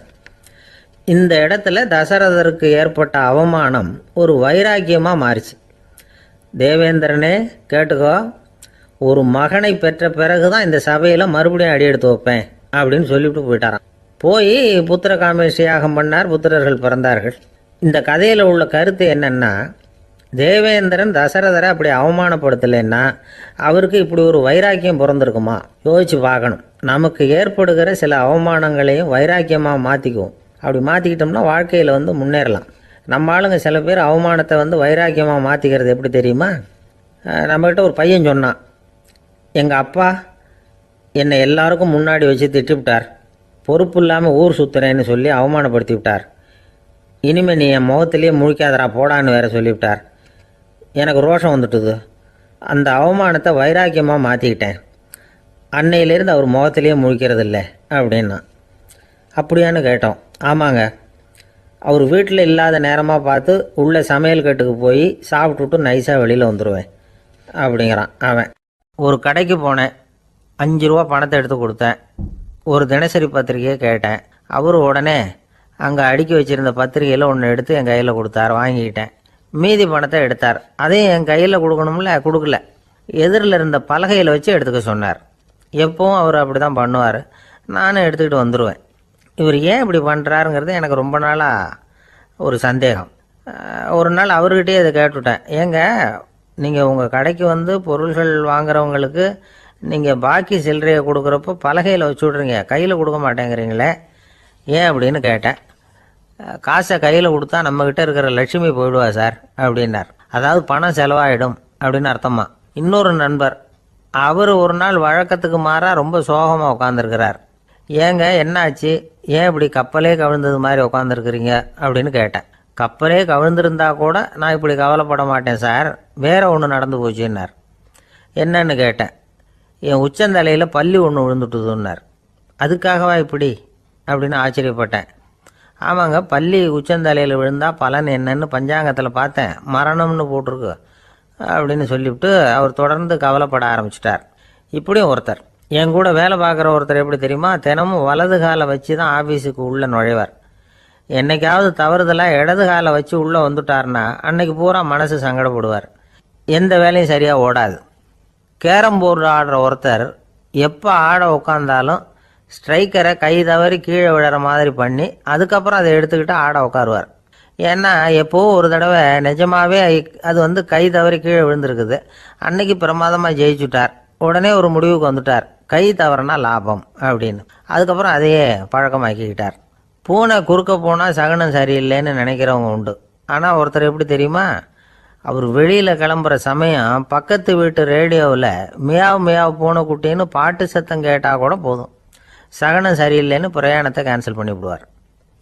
இப்போ இவ்வளவும் எதுக்கு சொல்கிறோம்னா, அளவுக்கு மீறின சகுன நம்பிக்கைகள் இருக்குது பாருங்கள், இதோட பயமும் சேர்ந்துக்கிட்டதுன்னு வச்சுக்கோங்க, இது ஒருத்தருடைய மனநிலையை பாதிச்சிடும். இது வந்து உளவியல் நிபுணர்கள் சொல்கிற கருத்து. வாழ்க்கையே தடுமாற வச்சிரும். பாதுகாப்பு இல்லாத உணர்வு, ஒரு விதமான டிப்ரெஷன் மனநிலை, இதெல்லாம் தான் இதுக்கு காரணமாக அமையலாம். சில பேர் காய்கறி நறுக்க கத்தியை கையில் எடுத்தால் கூட நேரம் சரியாக இருக்கா அப்படின்னு பார்த்துட்டு தான் வேலையை ஆரம்பிக்கிறது வழக்கம். அறிவு தான் மனசுக்கு வாத்தியாராக இருக்கணும். அப்போ தான் வாழ்க்கை நிம்மதியாக இருக்கும். அறிவு மனசு சொல்கிறபடியெல்லாம் கேட்க ஆரம்பிச்சுட்டுதுன்னா இடைஞ்சல் தான். ஒருத்தருக்கு 7ஆம் நம்பர் தான் ராசியான நம்பராம். 7ஆம் தேதி தான் எந்த காரியத்தையும் ஆரம்பிப்பாராம். 7 எழுத்து வர்றது மாதிரி பேரை மாற்றி வச்சுக்கிட்டார். 7 மணிக்கு தான் தினமும் எழுந்திருப்பார். 7ஆம் நம்பர் வீட்டில் தான் குடியிருக்கார். கல்யாணம் கூட 7ஆம் தேதி தான் பண்ணிக்கிட்டார். அவர் ஒரு நாள் குதிரை பந்தயத்துக்கு போனாராம். குதிரையோட பேரையெல்லாம் பார்த்தார். ஒரு குதிரையோட பேர் 7 எழுத்தில் அமைஞ்சிருந்தது. 7 தானே இவருக்கு அதிர்ஷ்ட நம்பர். அதனால் உடனே அது பேரில் பணத்தை கட்டினார். பந்தயம் நடந்தது. என்ன சார் ஆச்சுன்னு கேட்டாங்க. நான் பணம் கட்டின அந்த என்னோட குதிரை 7ஆவதாக சேர்ந்தது சார் அப்படின்னாராம் சோகமாக. ஒரு ஊரில் ஒரு ராஜா இருந்தார். அவர் ஒரு பூனை வளர்த்தார். ரொம்ப செல்லமாக அவர் அந்த பூனையை வளர்த்தார். அவர் என்ன பண்ணுவார் தெரியுமா? இரவு நேரத்தில் அந்த பூனையோட தலையில் ஒரு விளக்க வச்சுருவார். அந்த பூனை ரொம்ப ஜாக்கிரதையாக அந்த விளக்கு கீழே விழுந்துடாமல் பார்த்துக்கும். தலையை ஆட்டாமல் ரொம்ப நிதானமாக ராஜா பின்னாடி நடந்து போய்கிட்டே இருக்கும். அந்த விளக்கு வெளிச்சத்தில் எல்லா வேலைகளையும் செஞ்சுருவார். கையில் ஒரு விளக்கை தனியாக எடுத்துகிட்டு போக வேண்டிய அவசியமே இல்லை. விளக்கை தூக்கிட்டு போகிற வேலையை அந்த பூனை பார்த்துக்கும். அதனால் ராஜாவுக்கு அந்த பூனை மேலே ரொம்ப பிரியம். மந்திரிகளையெல்லாம் கூப்பிட்டு அவங்கக்கிட்ட சொல்லுவார், பார்த்தீங்களா இந்த பூனை எவ்வளவு விசுவாசமாக நடக்குது, என் பேரில் எவ்வளவு மரியாதை பார்த்தீங்களா அதுக்கு அப்படிம்பார். இதை கேட்டுவிட்டு அங்கேருந்து அமைச்சர்களில் ஒருத்தர் சொன்னார், மன்னா நீங்கள் சொல்கிறது சரிதான், இருந்தாலும் இந்த பூனையோட விசுவாசத்தை நாம் கொஞ்சம் சோதித்து பார்க்க வேண்டியிருக்கு அப்படின்னாராம். சரி, உங்கள் ஆசையை ஏன் கெடுக்கணும், நல்லா சோதித்து பாருங்கள் அப்படின்னு சொல்லிவிட்டார் ராஜா. உடனே அந்த அமைச்சர் என்ன பண்ணார் தெரியுமா? எங்கேயோ புறப்பட்டு போனார். ஒரு 5-6 எலிகளை பிடிச்சிட்டு வந்தார். அரண்மனையில் ராஜா ஏதோ வேலை பார்த்துக்கிட்டு இருக்கிறாரு. பக்கத்தில் அந்த பூனை ரொம்ப பணிவாக நின்றுக்கிட்டு இருக்குது. அது தலையில் விளக்கு எரிஞ்சிக்கிட்டு இருக்கு. அமைச்சர் தான் பிடிச்சிட்டு வந்த எலிகளை அந்த பூனை பார்வையில் படுறது மாதிரி எதிரில் விட்டார். அந்த எலிகள்லாம் அங்கேயும் இங்கேயும் ஓட ஆரம்பிச்சுது. அதை பார்த்தது பூனை. அவ்வளவுதான். தலையில் இருக்கிற விளக்கை பற்றியும் கவலைப்படலை, ராஜாவை பற்றியும் கவலைப்படலை. ஒரே பாய்ச்சலாக பாஞ்சு எலிகளை துரத்த ஆரம்பிச்சுட்டுது. தலையில் இருந்த விளக்கு எங்கேயோ போய் விழுந்தது, அணைஞ்சு போச்சு. இருட்டில் ராஜா தடுமாற ஆரம்பிச்சுட்டார். இந்த சமயத்தில் அந்த அமைச்சர் மறுபடியும் விளக்கை ஏற்றினார். வெளிச்சம் வந்தது. அதுக்கப்புறம் அந்த அமைச்சர் பேசினார், அரசே, பூனையோட விசுவாசத்தை பார்த்தீங்களா? எலி அது கண்ணில் படுற வரைக்கும் தான் விசுவாசமாக இருந்தது. அது மாதிரி எலியை பார்த்ததும் எல்லாத்தையும் விட்டுட்டு அதை துரத்த ஆரம்பிச்சுட்டு பார்த்தீங்களா? தான் அந்த பூனையை பற்றி நினச்சது தப்புங்கிறது அதுக்கப்புறம் தான் அந்த ராஜாவுக்கு புரிஞ்சுதான். சரி, இப்போ எதுக்கு இந்த கதையெல்லாம் அப்படிங்கிறீங்களா? இந்த பூனை மாதிரி தான் நம்ம மனசும். மனசை எவ்வளவு தான் பயிற்சி கொடுத்து பக்குவமாக வச்சுருந்தாலும் பார்க்குறதுக்கு பரமசாது மாதிரி தான் இருக்கும். பார்க்க வேண்டியதை பார்த்துட்டுதுன்னா பாஞ்சிரும். இந்த பூனை மாதிரி புலன் இன்ப பொருள்கள் கிட்டாத வரைக்கும் மனம் அடங்கி இருக்கிறது மாதிரி தான் தெரியும். கொஞ்சம் வாய்ப்பு கிடைச்சாலும் அது குதிக்க ஆரம்பிச்சிரும், தப்பு பண்ண ஆரம்பிச்சிரும். பெரிய பெரிய முனிவர்கள் வாழ்க்கையில் நடந்த வீழ்ச்சி இதை தான் நிரூபிக்குது.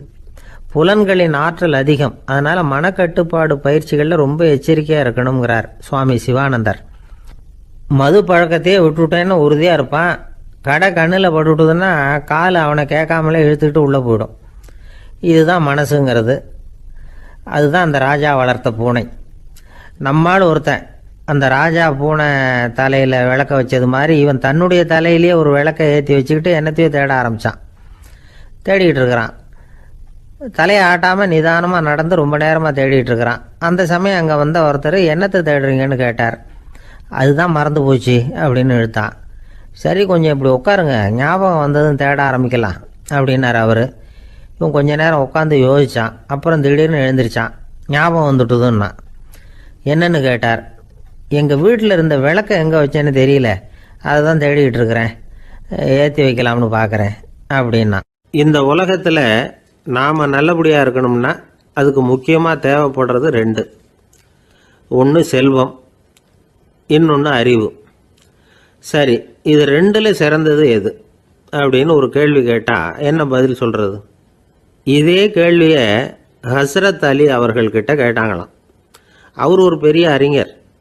கேள்வி கேட்டவங்களும் சாதாரண ஆட்கள் இல்லை, இவங்களும் அறிஞர்கள். ஒரு நாள் ஹஸ்ரத் அலி அவர்கள்கிட்ட 10 அறிஞர்கள் வந்தாங்களாம். ஐயா, நாங்கள் 10 பேரும் உங்ககிட்ட ஒரே கேள்வியை தான் கேட்க வந்திருக்கிறோம், ஆனால் எங்கள் 10 பேருக்கும் நீங்கள் தனித்தனியாக பதில் சொல்ல முடியுமா அப்படின்னு கேட்டிருக்காங்க. அதாவது அவங்க ஒரே கேள்விக்கு இவர்கிட்ட இருந்து 10 விதமான பதில் எதிர்பார்க்குறாங்க. சரி கேளுங்க, என்ன கேள்வி அப்படின்னார் அவர். அப்போ தான் அவங்க கேட்டாங்களாம், செல்வம் அறிவு இது ரெண்டுல சிறந்தது எது? இதுதான் கேள்வி. ஹஸ்ரத் அலி என்ன பண்ணார் தெரியுமா? அவங்கள ஒவ்வொருத்தராக கூப்பிட்டார். ஒவ்வொரு விதமான பதிலை சொல்லி அனுப்புனார். முதல்ல ஒருத்தரை கூப்பிட்டார், சொன்னார், அறிவுங்கிறது தீர்க்கதரிசிகள், ஞானிகள், மகான்கள் இவங்களோட பரம்பரை சொத்து.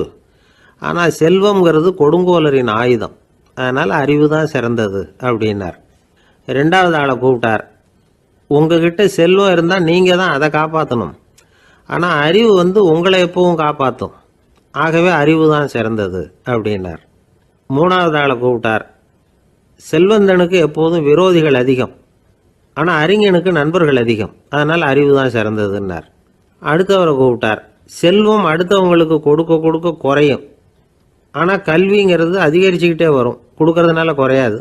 அதனால் அறிவு தான் சிறந்ததுன்னார். இன்னொருத்தரை கூப்பிட்டார். அறிவுள்ளவன் எப்பவும் அதை அடுத்தவங்களுக்கு வாரி வழங்கிக்கிட்டே இருப்பான். அதனால் அவங்ககிட்ட தாராளத்தன்மை இருக்கும்.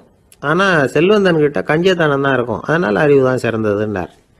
ஆறாவது நபரை கூப்பிட்டார். செல்வத்தை கள்வர்கள் திருடிட்டு போக முடியும், ஆனால் அறிவை அப்படி திருடிட்டு போக முடியாது அப்படின்னார். ஏழாவது நபரை கூப்பிட்டார். செல்வம் கால ஓட்டத்தில் அழிஞ்சிரும், ஆனால் அறிவை கால ஓட்டம் ஒன்றும் பண்ண முடியாது. ஆகவே அறிவே சிறந்ததுன்னார். எட்டாவது ஆளை கூப்பிட்டு சொன்னார், செல்வத்துக்கு எப்பவும் எல்லை உண்டு, நிறைவு உண்டு, அளவு உண்டு, கணக்கு உண்டு. ஆனால் அறிவுக்கு அப்படிப்பட்ட எல்லை எதுவும் கிடையாது. அதனால் அதுதான் சிறந்ததுன்னார். அடுத்தவனை கூப்பிட்டார். செல்வம் உள்ளத்தில் உள்ள ஒளியை போக்கிவிடும், இருட்டை உண்டாக்கிவிடும், விரிந்த மனப்பான்மையை குறுகலாக்கிவிடும். ஆனால் அறிவு அப்படி இல்லை, இருண்ட உள்ளத்தில் ஒளியை பாய்ச்சி அதை விசாலப்படுத்துது. அதுதான் சிறந்ததுன்னார். கடைசியாக 10வது நபரை கூப்பிட்டார். செல்வம் மனசில் செருக்கை உண்டாக்குது, ஆணவத்தை ஏற்படுத்துது. அதனால் நானே கடவுள்னு நினைக்கிற அளவுக்கு மனுஷனை தாழ்த்தி விடுது. ஆனால் அறிவு பணிவையும் பண்பாட்டையும் வளர்க்குது. அதனால் அறிவு தான் சிறந்ததுன்னார். ஆக இப்படி 10 பேருக்கும் 10 விதமாக பதில் சொன்னது மூலமாக ஹஸ்ரத் அலி அவர்கள் அறிவு தான் செல்வத்தை விட சிறந்தது அப்படிங்கிறதுக்கு 10 காரணங்களை சுட்டி காட்டியிருக்கார். அந்த அறிஞர் 10 பேர் கேட்ட ஒரே கேள்விக்கு 10 பதில் சொன்னார். நமக்கு வேண்டிய ஒருத்தர் 10 பேர் கேட்ட கேள்விக்கு ஒரே பதில் சொல்லி சமாளித்தார். கேள்வி என்ன தெரியுமா? என்கிட்ட வாங்கின கடனை எப்போயா திருப்பி கொடுக்க போகிற? இதுதான் அந்த 10 பேரும் கேட்ட ஒரே கேள்வி. இந்த மாதம் 26ஆம் தேதி தந்துடுறேன் அப்படிங்கிற ஒரே பதில் சொல்லி அவ்வளவு பேரையும் இவர் அனுப்பி வச்சுட்டாராம். எல்லாரும் போனதுக்கப்புறம் இவரை தனியாக கூப்பிட்டு கேட்டிருக்கிறாங்க. அது என்ன சார் கணக்கு, 26ஆம் தேதி அன்னைக்கு என்ன அதிசயம் நடக்க போகுது அப்படின்னு கேட்டிருக்காங்க. அதிசயம் அன்னைக்கு இல்லை, அதுக்கு நாளே நடக்க போகுதுன்னாராம். விவரமாக சொல்லுங்கன்னு இருக்காங்க. வேற ஒன்றும் இல்லைங்க, 26ஆம் தேதி தானே எல்லாரையும் வர சொல்லியிருக்கிறேன், அதுக்கு நாளே நான் புறப்பட்டு தலைமறைவாயிட போகிறேன் அப்படின்னாராம் ரொம்ப பெருமையாக. ஒரு ஊரில் ஒரு ராஜா இருந்தார். அந்த ராஜாவுக்கு ஒரு மந்திரி. ராஜா ரொம்ப நியாயமானவர், நேர்மையானவர், கண்டிப்பானவர். தப்பு செய்கிறது யாராக இருந்தாலும் தண்டனை கொடுப்பார். வேண்டியவங்களுக்கு ஒரு நியாயம், வேண்டாதவங்களுக்கு ஒரு நியாயங்கிறதெல்லாம் அவர்கிட்ட கிடையாது. ஒரு சமயம் அரசவையில் அந்த அமைச்சரே விதிமுறைகளுக்கு புறம்பா ஏதோ நடந்துகிட்டு இருக்கார். மன்னருக்கு கோபம் வந்துட்டுது. உடனே அந்த அமைச்சரை கிட்டத்தில் கூப்பிட்டு அவர் கன்னத்தில் ஓங்கி ஒரு அறை கொடுத்துட்டாராம். உடனே அந்த அமைச்சர் என்ன பண்ணார் தெரியுமா? நேராக போனார், அங்கே நின்றுக்கிட்டு இருந்த இன்னொருத்தர் கன்னத்தில் ஓங்கி அரைஞ்சார். அறை வாங்கினவர் திகைச்சு போயிட்டார். இவர் ஏன் நம்மளை அரைகிறார் அப்படின்னு யோசனை பண்ணார். மன்னரும் திகைச்சு போயிட்டார். நாம இவரை அரைஞ்சா அதுக்காக இவர் போய் இன்னொருத்தரை அரையணுமா அப்படின்னு யோசனை பண்ணார். இவருக்கு என்ன பைத்தியமானு கூட நினைக்க ஆரம்பிச்சுட்டார். ஆனால் என்ன ஆச்சுன்னா, அப்புறம் அமைச்சர் அவர் கவனிச்சுக்கிட்டு இருந்தாரா, அவர் இன்னொருத்தரை அரைஞ்சார் இல்லையா, அந்த அறை வாங்கின ஆசாமியை பார்த்து கத்திக்கிட்டு இருந்தார். யார்? அமைச்சர்.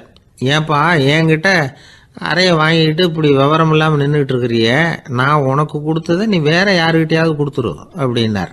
உடனே அந்த ஆள் பார்த்தான், தனக்கு அடுத்தபடியாக நின்றுக்கிட்டு இருந்தவனை ஓங்கி ஒரு அறை அரைஞ்சான். அவன் கன்னத்தை தடவிட்டே யோசனை பண்ணான். இது ஏதோ புரிஞ்சுக்கிட்ட மாதிரி அடுத்தாப்புல நின்றுக்கிட்டு இருந்தவனை அரைஞ்சான். இப்படி இந்த அறை மாறி மாறி போய்கிட்டே இருக்குது. ஊரு பூரா பிரயாணம் பண்ண ஆரம்பிச்சுட்டுது. அன்னைக்கு ராத்திரி அந்த ராஜா படுக்கிறதுக்காக போனார். அந்த நேரம் பார்த்து அவர் கன்னத்தில் பலார்னு ஒரு அறை விழுந்தது. நம்மளே அரையிறது யாரு அப்படின்னு அதிர்ச்சியோட மன்னர் திரும்பி பார்க்குறாரு. அரைஞ்சது அவரோட மனைவி. என்னாச்சு உனக்குன்னு கத்துனார் ராஜா. உங்களுக்கு தெரியாதா, ஊர் பூரா ஒருத்தர் மாற்றி ஒருத்தர் மூலமாக இந்த அறை வந்து பிரயாணம் பண்ணிட்டு வருது அப்படின்னாங்க அந்த அம்மா. அப்படின்னா ஆரம்பித்த இடத்துக்கே வந்துட்டுதா அப்படின்னாராம் மன்னர். என்ன சொல்கிறீங்கன்னு கேட்டிருக்காங்க. இவர் விவரத்தை சொன்னாராம். அப்படின்னா நீங்கள் ஆரம்பித்து வச்ச இந்த விளையாட்டை நான் முடிச்சு வச்சுட்டேன் அப்படின்னாங்களாம் அந்த அம்மா. மறுநாள் காலை மறுபடியும் அரசவை கூடிச்சு அந்த அமைச்சர் மன்னரை பார்த்து கேட்டார், என்ன மகாராஜா, என்கிட்ட கொடுத்ததை திருப்பி வாங்கிட்டீங்களா அப்படின்னாராம். இப்படி நடக்கும்னு நான் எதிர்பார்க்கவே இல்லைன்னார் மன்னர். ஆனால் நான் எதிர்பார்த்தேன். அது எங்கே போயிட போகுது, ஊர் பூரா சுற்றி கடைசியில் உங்ககிட்ட தான் வந்து சேரும் அப்படிங்கிறது எனக்கு தெரியும் அப்படின்னார் அமைச்சர். இந்த கதை வந்து வேடிக்கையாக இருந்தால் கூட இதில் உள்ள கருத்து முக்கியமானது. இந்த உலகத்தில் பல கருத்துக்கள் இப்படி தான் மாறி மாறி சுற்றி வந்துக்கிட்டே இருக்குது. நம்மால் ஒருத்தன் தன்னுடைய நண்பன் ஒருத்தனை கடத்தெருவில் பார்த்தான். உடனே ஓடி போய் பலார்னு ஒரு அறை கொடுத்தானான். அவன் கண்ணத்தை தடவிட்டு ஏன்டா என்ன அரைஞ்சேன்னு கேட்டிருக்கான். நீ ஏன்டா என்ன முட்டாள்னு என் மனைவிட்ட போய் சொன்னேன் அப்படின்ட்டுருக்கான் அவன். உன்னை ஒரு முட்டாள்னு சொன்னதுக்காகவா நீ என்ன அரைஞ்ச அப்படின்னு கேட்டிருக்கான் இவன். டேய், நான் அதுக்காக அறையலப்பா, அது ஒரு பெரிய ரகசியம் நான் முட்டாளுங்கிறது. அந்த ரகசியத்தை நீ வந்து ஏன் எங்கள் வீட்டில் போய் சொன்னேன், அதுக்காக தான் அரைஞ்சேன் அப்படின்னு நான் அவன். ஒரு இலக்கிய கூட்டம் ஏற்பாடு பண்ணியிருக்கிறோம், நீங்கள் அவசியம் வந்து அதில் பேசணும் அப்படின்னு கேட்டுக்கிட்டார் ஒருத்தர். வேணாங்க, 4 பேருக்கு முன்னாடி வந்து நிற்கிறதுனா எனக்கு ரொம்ப கூச்சமாக இருக்கும் அப்படின்னாரு இவர். ஏன் சார் இன்னமும் குழந்த மாதிரி கூச்சப்படுறீங்களே அப்படின்னார் அவர் ஒரு மாதிரியாக சமாளித்து அனுப்பி வச்சுட்டு அதுக்கப்புறம் அதை பற்றி இவர் யோசித்து பார்த்துருக்கார். சில நிபுணர்கள் எழுதியிருக்கிறத படித்தும் பார்த்துருக்கிறார். மனோதத்துவ நிபுணர்கள் என்ன சொல்கிறாங்க தெரியுமா? 10லேருந்து 20% குழந்தைகள் பிறக்கிறப்பவே கூச்ச சுபாவம் கொண்டதாக தான் இருக்குதான். ஒரு தாத்தா தன்னோட பேர பிள்ளைய ஆசையாக கூப்பிடுறார் விளையாட்டு காட்ட, அதை அழுதுகிட்டு ஓடி போகுது. ஒரு அம்மா தன்னோட பிள்ளைய பள்ளிக்கூடத்தில் சேர்க்கறதுக்காக கூப்பிட்டுக்கிட்டு போகிறாங்க. அந்த புள்ள அம்மாவோட முந்தானையில் ஒளிஞ்சிக்கிட்டு வெளில வரமாட்டேங்குது. இவங்களெல்லாம் எப்படி சமாளிக்கிறது? குழந்தைகளோட கூச்ச சுபாவத்தை போக்குறது எப்படி? இதுக்கு நிபுணர்கள் சில யோசனைகளை சொல்லியிருக்கிறாங்க. மற்றவங்களுக்கு முன்னாடி என் பையனுக்கு கூச்சம் ரொம்ப அதிகம் சார், மற்றவங்க பார்த்தா ரொம்ப வெக்கப்படுறான், இப்படி சொல்கிற அப்பாக்கள் உண்டு. என் பையன் புது மனுஷாலை பார்த்தா அட்டையாக ஒட்டிக்குவான் சார் அப்படின்னு சொல்கிற அப்பாக்களும் உண்டு. இப்படிலாம் குழந்தைகளுக்கு வந்து முத்திரை குத்துறது ரொம்ப தப்பான். புதுசாக யாராவது வீட்டுக்கு வந்தால் குழந்தை தானாக தன்னோட கூச்சத்தையும் பயத்தையும் போக்கிக்கிட்டு சகஜமாக மாறி வர்றதுக்கு வாய்ப்பு கொடுக்கணுமா. ஒரு கூட்டத்துக்கோ அல்லது சொந்தக்காரங்க கல்யாணத்துக்கோ குழந்தைய அழைச்சிட்டு போகிறீங்க, அங்கே போய் கட்டாயப்படுத்தி குழந்தைய மற்றவங்க கிட்ட பேச சொல்லக்கூடாது. சில சமயம் குழந்தை தானாக தன்னுடைய கூச்ச சுபாவத்தை விட்டு பேசுறதுக்கு முன் வந்தால் அதை பாராட்டணும். குழந்தை கலகலப்பு இல்லாமல் மௌனமாக இருந்ததுன்னா அதையும் கண்டுக்கக்கூடாது. குழந்தை பேச ஆரம்பித்தா அதை ஆர்வத்தோடு கவனிக்க தெரியணும். கலந்து உரையாடுற பழக்கத்தை வீட்லேயே ஆரம்பிக்கலாம். கேட்டதுக்கு பதில் சொல் அப்படின்னு நீங்கள் அதிகாரம் பண்ணிகிட்டு இருக்கக்கூடாது. அது வந்து குழந்தைக்கு பேசுகிற சந்தர்ப்பத்தை குறைச்சிருமா. இப்போ நாம் அதிகாரம் பண்ணால் கேலி செய்கிற பழக்கம் குழந்தைகளை வந்து ரொம்ப பாதிச்சிருமா. பெரியவங்களானதுக்கு அப்புறமும் சில பேர் கூச்சத்தோடவும் பயத்தோடவும் இருக்கிறதுக்கு இதுதான் காரணம். சின்ன வயசில் அவங்கெல்லாம் ஏதாவது கேலிக்கு ஆளாகி இருப்பாங்க.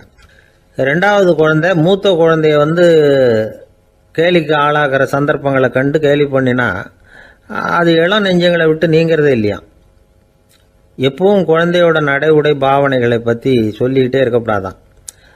அதுவே கூச்ச சுபாவத்தை கொண்டுட்டு வந்துருமா. அப்பா எங்கேன்னு யாராவது கேட்டால் இது மாதிரி இன்ன காரியத்துக்காக வெளியில் போயிருக்கார், இத்தனை மணிக்கு திரும்பி வருவார் அப்படின்னு சொல்கிற அளவுக்கு குழந்தைகளை வந்து பழக்கப்படுத்தி வைக்கணும். ஃபோன்லேயே யாராவது விசாரித்தா கூட இது மாதிரி பதில் சொல்லு அப்படின்னு சொல்லணும். சின்ன சின்ன மீட்டிங்கில் 4 வார்த்தை பேச தயார் பண்ணலாம். ஒரு கடையிலையோ அல்லது ஹோட்டல்லையோ ஏதாவது விவரம் கேட்கணும்னா உங்கள் குழந்தைய தைரியமாக அனுப்புங்க. குழந்தைகள் பணிவாகவும் பொறுமையாகவும் விவரம் கேட்குறப்போ கூச்ச சுபாவம் தானாக போயிடும். சின்ன வயசுலேயே இப்படிலாம் பழக்கப்படுத்தினா தான் வருங்காலத்தில் தைரியமாக இந்த சமுதாயத்தில் வாழ முடியும். இல்லைன்னா 60 வயசுலேயும் அடுப்பங்கரையை விட்டு வெளில வர்றதுக்கு கூச்சப்பட்டுக்கிட்டு தான் இருக்க வேண்டியிருக்கும். இந்த காலத்து பிள்ளைங்க எவ்வளவோ பரவாயில்ல, எதுக்கும் தயங்குறதில்ல, கூச்சப்படுறதில்ல. ஒரு அம்மா அடுப்பங்கரையிலேருந்து சத்தம் போட்டாங்க, டேய் ராமு, தயவு பண்ணி அந்த டிவியை நிறுத்துறா, அந்த பெண்ணோட குரல் மகா மோசம், அடுப்பங்கரையில் இருக்கிற என்னாலேயே அதை சகிச்சிக்க முடியல அப்படின்னாங்களாம். உடனே பையன் கொஞ்சம் கூட தயங்காமல் பதில் சொல்கிறான், அம்மா இந்த குரல் டிவியிலேருந்து வரல, எதிர்த்த விட்டு மாமி தான் இங்கே வந்திருக்கிறாங்க, அவங்க தான் இப்போ என்னோட பேசிக்கிட்டு இருக்கிறாங்க அப்படின்னு. வங்க நாவலாசிரியர் சரத் சந்திரர் ஒரு நண்பர் அவர்கிட்ட வந்தார்.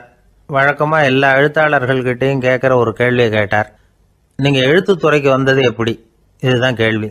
அதை தெரிஞ்சு என்ன பிரயோஜனம்னார் சரத் சந்திரர். சும்மா சொல்லுங்களேன், தெரிஞ்சுக்கிறேன் அப்படின்னார் வந்தவர். சரி சொல்கிறேன்னு ஆரம்பித்தார். நான் ரங்கூனில் வேலை பார்த்துக்கிட்டு இருந்தேன். சம்பளம் பத்தல. வேலையும் பார்த்துக்கிட்டு ஒரு பலசரக்கு கடை வைக்கலாம்னு நினச்சேன். என்னால் மளிகை கடை வச்சு சரியாக நடத்த முடியுமாங்கிற சந்தேகம் என் மனைவிக்கு. அதை சோதனை பண்ணி பார்க்கணுங்கிறதுக்காக சில பொருள்களின் அளவு, அதோட விலை, இப்படி சிலதை சொல்லி எல்லாத்தையும் மனக்கணக்காக கூட்டி போட சொன்னாங்க. என்னால் சரியாக கூட்டி சொல்ல முடியல. உங்களால் மளிகை கடை நடத்த முடியாதுன்னு சொல்லிவிட்டாங்க. உடனே என்ன பண்ணுறது, வேறு வழி இல்லை, கதை எழுத ஆரம்பிச்சிட்டேன் அப்படின்னார். கேட்டவருக்கு சிரிப்பு வந்துட்டு தான். சரத் சந்திரர் ஒரு பக்கம் சீரியஸான நாவல்கள், சிறுகதைகள் எழுதியிருந்தாலும் அவருடைய இன்னொரு பக்கம் வேற விதம். நண்பர்கள்கிட்ட பேசும்பொழுதும் சரி, அவர்களுக்கு கடிதங்கள் எழுதும்போதும் சரி, கேலியும் கிண்டலும் நகைச்சுவை உணர்வும் அதிகமாக இருக்கும். காந்திஜி ஒரு சமயம் கல்கத்தாவுக்கு வந்திருந்தார்.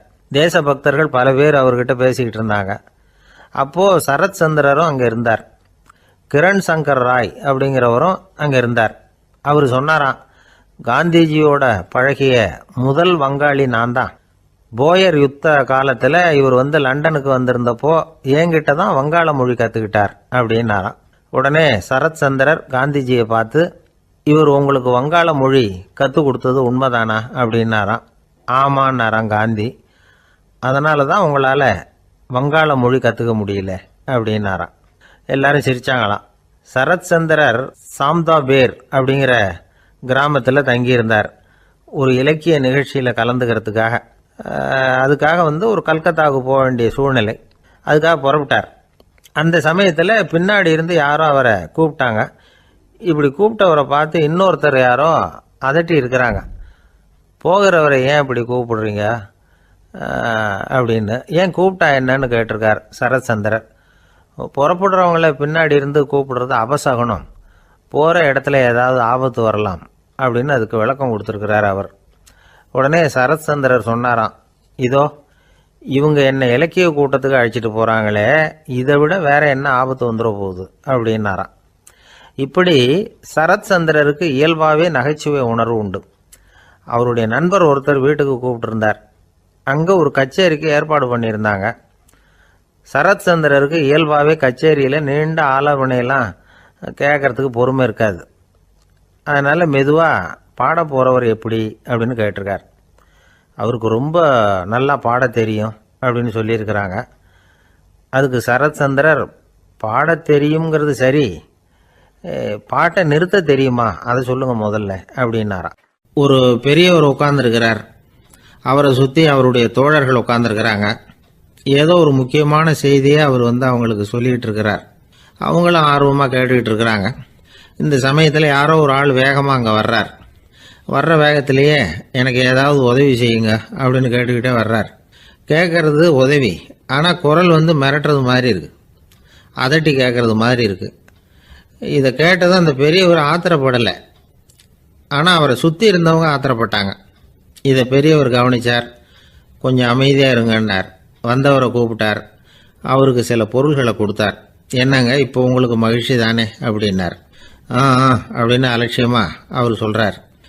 நான் உங்களை நல்ல முறையில் நடத்தினேன்னா அப்படின்னு கேட்குறாரு அவர் மறுபடியும். அதெல்லாம் ஒன்றும் இல்லை அப்படின்னு சொல்லி அவர் சொல்லிகிட்டு இருக்கிறாரு. குரலில் கடுமை குறையில. சுற்றி இருந்தவங்களால இதை பொறுத்துக்க முடியல. கோபத்தோடு அவரை நோக்கி நெருங்க ஆரம்பித்தாங்க. பெரியவர் அவங்களையெல்லாம் தடுத்து நிறுத்தினார். வந்தவரை வாங்க என்னோட அப்படின்னு சொல்லி அழைச்சிட்டு போனார். வீட்டுக்கு போனார். அங்கே போனதும் இன்னும் சில பொருள்களை எடுத்து அவர்கிட்ட கொடுத்தார். இப்போ திருப்தி தானே, நான் உங்ககிட்ட நல்ல முறையில் நடந்துக்கிட்டேனா அப்படின்னார். அவர் முகம் இப்போ தான் கொஞ்சம் மலர்ந்தது. ரொம்ப நன்றி, இறைவன் உங்கள் குடும்பத்துக்கு எல்லா நன்மைகளையும் செய்வான் அப்படின்னு சொன்னார். இதே வார்த்தைகளை என்னுடைய தோழர்கள்கிட்டே சொல்லிட்டீங்கன்னா அவங்க கோபம் தணிஞ்சிரும், வர முடியுமான்னார்.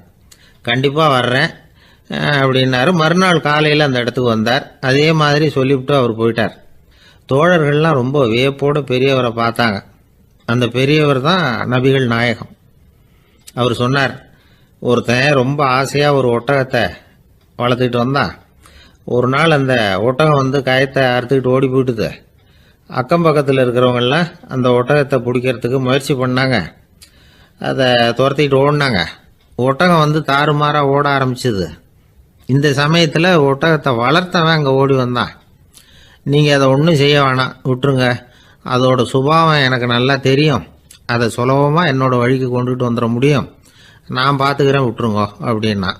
எல்லாரும் விலைக்கு போயிட்டாங்க. இவன் என்ன செஞ்சான் தெரியுமா?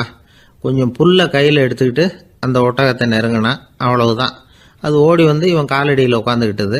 செல்லமாக அதை அப்படியே தடவி கொடுத்தான். முதுகில் ஏறி உட்காந்துக்கிட்டான். அது பாட்டுக்கு சாதுவாக நடந்து போகுது. இந்த கதையை நபிகள் நாயகம் தம்முடைய தோழர்களுக்கு சொல்கிறார். ஒட்டகத்தை மட்டும் இல்லை, சில மனிதர்களையும் கூட சில விதத்தில் அணுகி தான் அவர்களை வந்து சீர்திருத்த வேண்டியிருக்குது அப்படிங்கிறத அவங்களுக்கு உணர்த்தினார். இது ஒரு அழகான உளவியல் அணுகுமுறை. சில குடும்ப தலைவர்கள் கூட இந்த ஒட்டகம் மாதிரி நடந்துக்கிறது உண்டு. அப்புறம் அடங்கி போகிறதும் உண்டு. ஒரு குடும்ப தலைவர் காலையில் எழுந்திரிச்சதுலேருந்து சத்தம் போட்டு கத்திக்கிட்டு இருப்பார். பக்கத்தில் இருந்தவங்கலாம் ஓடி போய் சமாதானம் பண்ணி பார்த்தாங்க. அவர் ஓயறது மாதிரி தெரியல. கடைசியில் அவர் மனைவி வந்தாங்க. நீங்கள் எல்லாம் விலைக்கு போயிடுங்க, அவர் சுபாவம் எனக்கு தெரியும், நான் பார்த்துக்கிறேன் அப்படின்னாங்க. சரின்னு எல்லாரும் போயிட்டாங்க. சாயந்தரமாக வந்து பார்க்குறாங்க, அவர் சத்தம் இல்லாமல் ஒரு மூலையில் உட்காந்துருக்கிறார். ரொம்ப சாதுவா. ஆச்சரியமாக இருந்தது. என்னம்மா பண்ணீங்கன்னு கேட்டாங்க. அது ஒன்றும் இல்லைங்க, ஒரு வேளை சாப்பாட்டை நிறுத்தினேன், பட்னி போட்டேன், அவ்வளவுதான் அப்படின்னாங்க அந்த அம்மா. அமெரிக்க ஜனாதிபதி ஆப்ரஹாம் லிங்கன் ஒரு நாள் தன்னோட கோச்சு வண்டியில் தலைநகரான வாஷிங்டனுக்கு போயிட்டு இருக்கிறார். கோச்சு வண்டி ஒரு சாலையில் போயிட்டு இருக்கு. அந்த சாலைக்கு ஒரு பக்கத்தில் பயங்கரமான சதுப்பு நிலம். சதுப்பு நிலம்னா அது புதைகுழி, புதை மணல்ங்கிறோம்ல, அது மாதிரி. அந்த சதுப்பு நிலத்தில் யாராவது மாட்டிக்கிட்டா அவ்வளோதான், ஆளை கொஞ்சம் கொஞ்சமாக உள்ள அமுக்கிவிடும். தப்பிச்சு கரையேறது கஷ்டம். அப்படிப்பட்ட நிலம் அது. ஆப்ரஹாம் லிங்கன் ஏதோ ஒரு முக்கியமான அரசாங்க வேலையாக போயிட்டு திரும்பி வந்துக்கிட்டு இருக்கிறார். அதனால் அந்த சமயத்தில் அவர் விலை வசந்த ஆடைகளை அணிஞ்சிருக்கிறார்.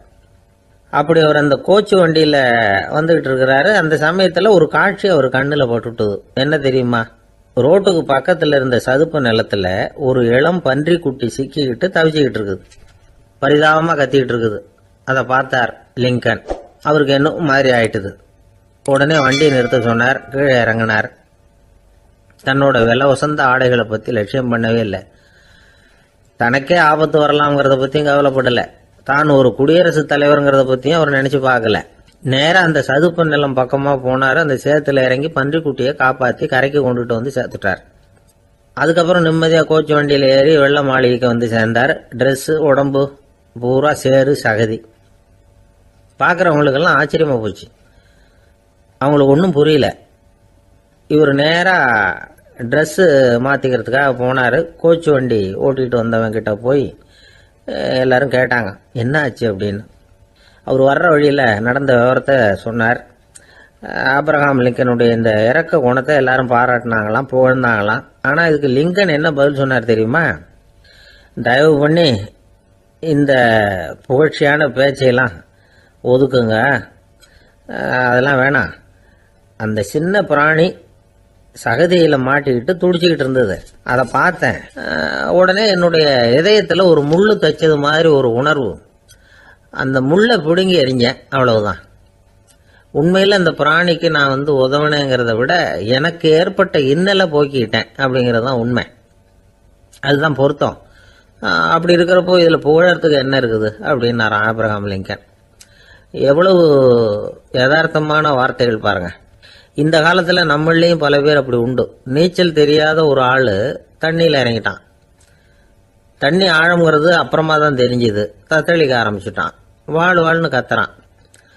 கரையில் நின்றுட்டு இருந்த ஒருத்தர் இதை பார்த்தார். உடனே அவருக்கு இதயத்தில் முள்ளு தைச்சது மாதிரி ஒரு உணர்வு. உடனே குபீர்னு தண்ணியில் பாஞ்சார்.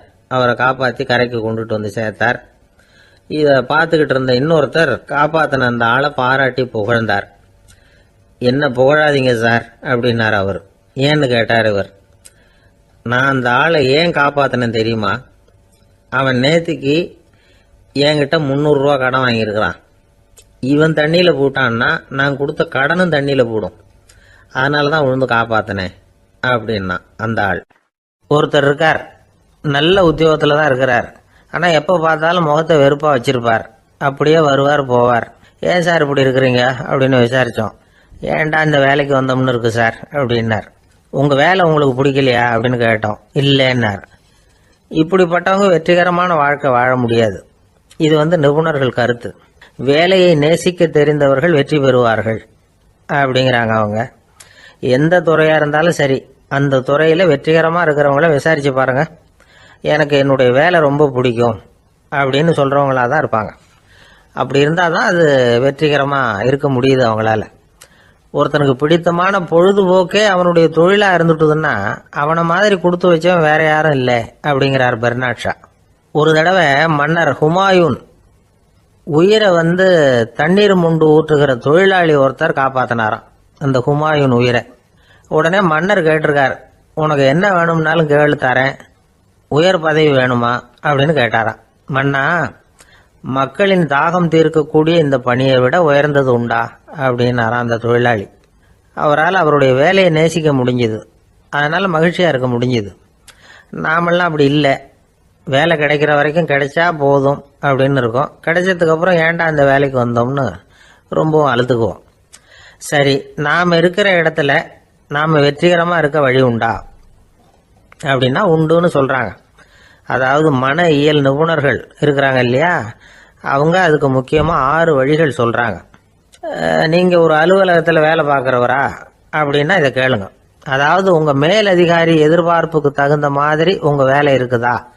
அப்படி இல்லைன்னா முதல்ல உங்கள் வேலையின் தரம் உயரணும்.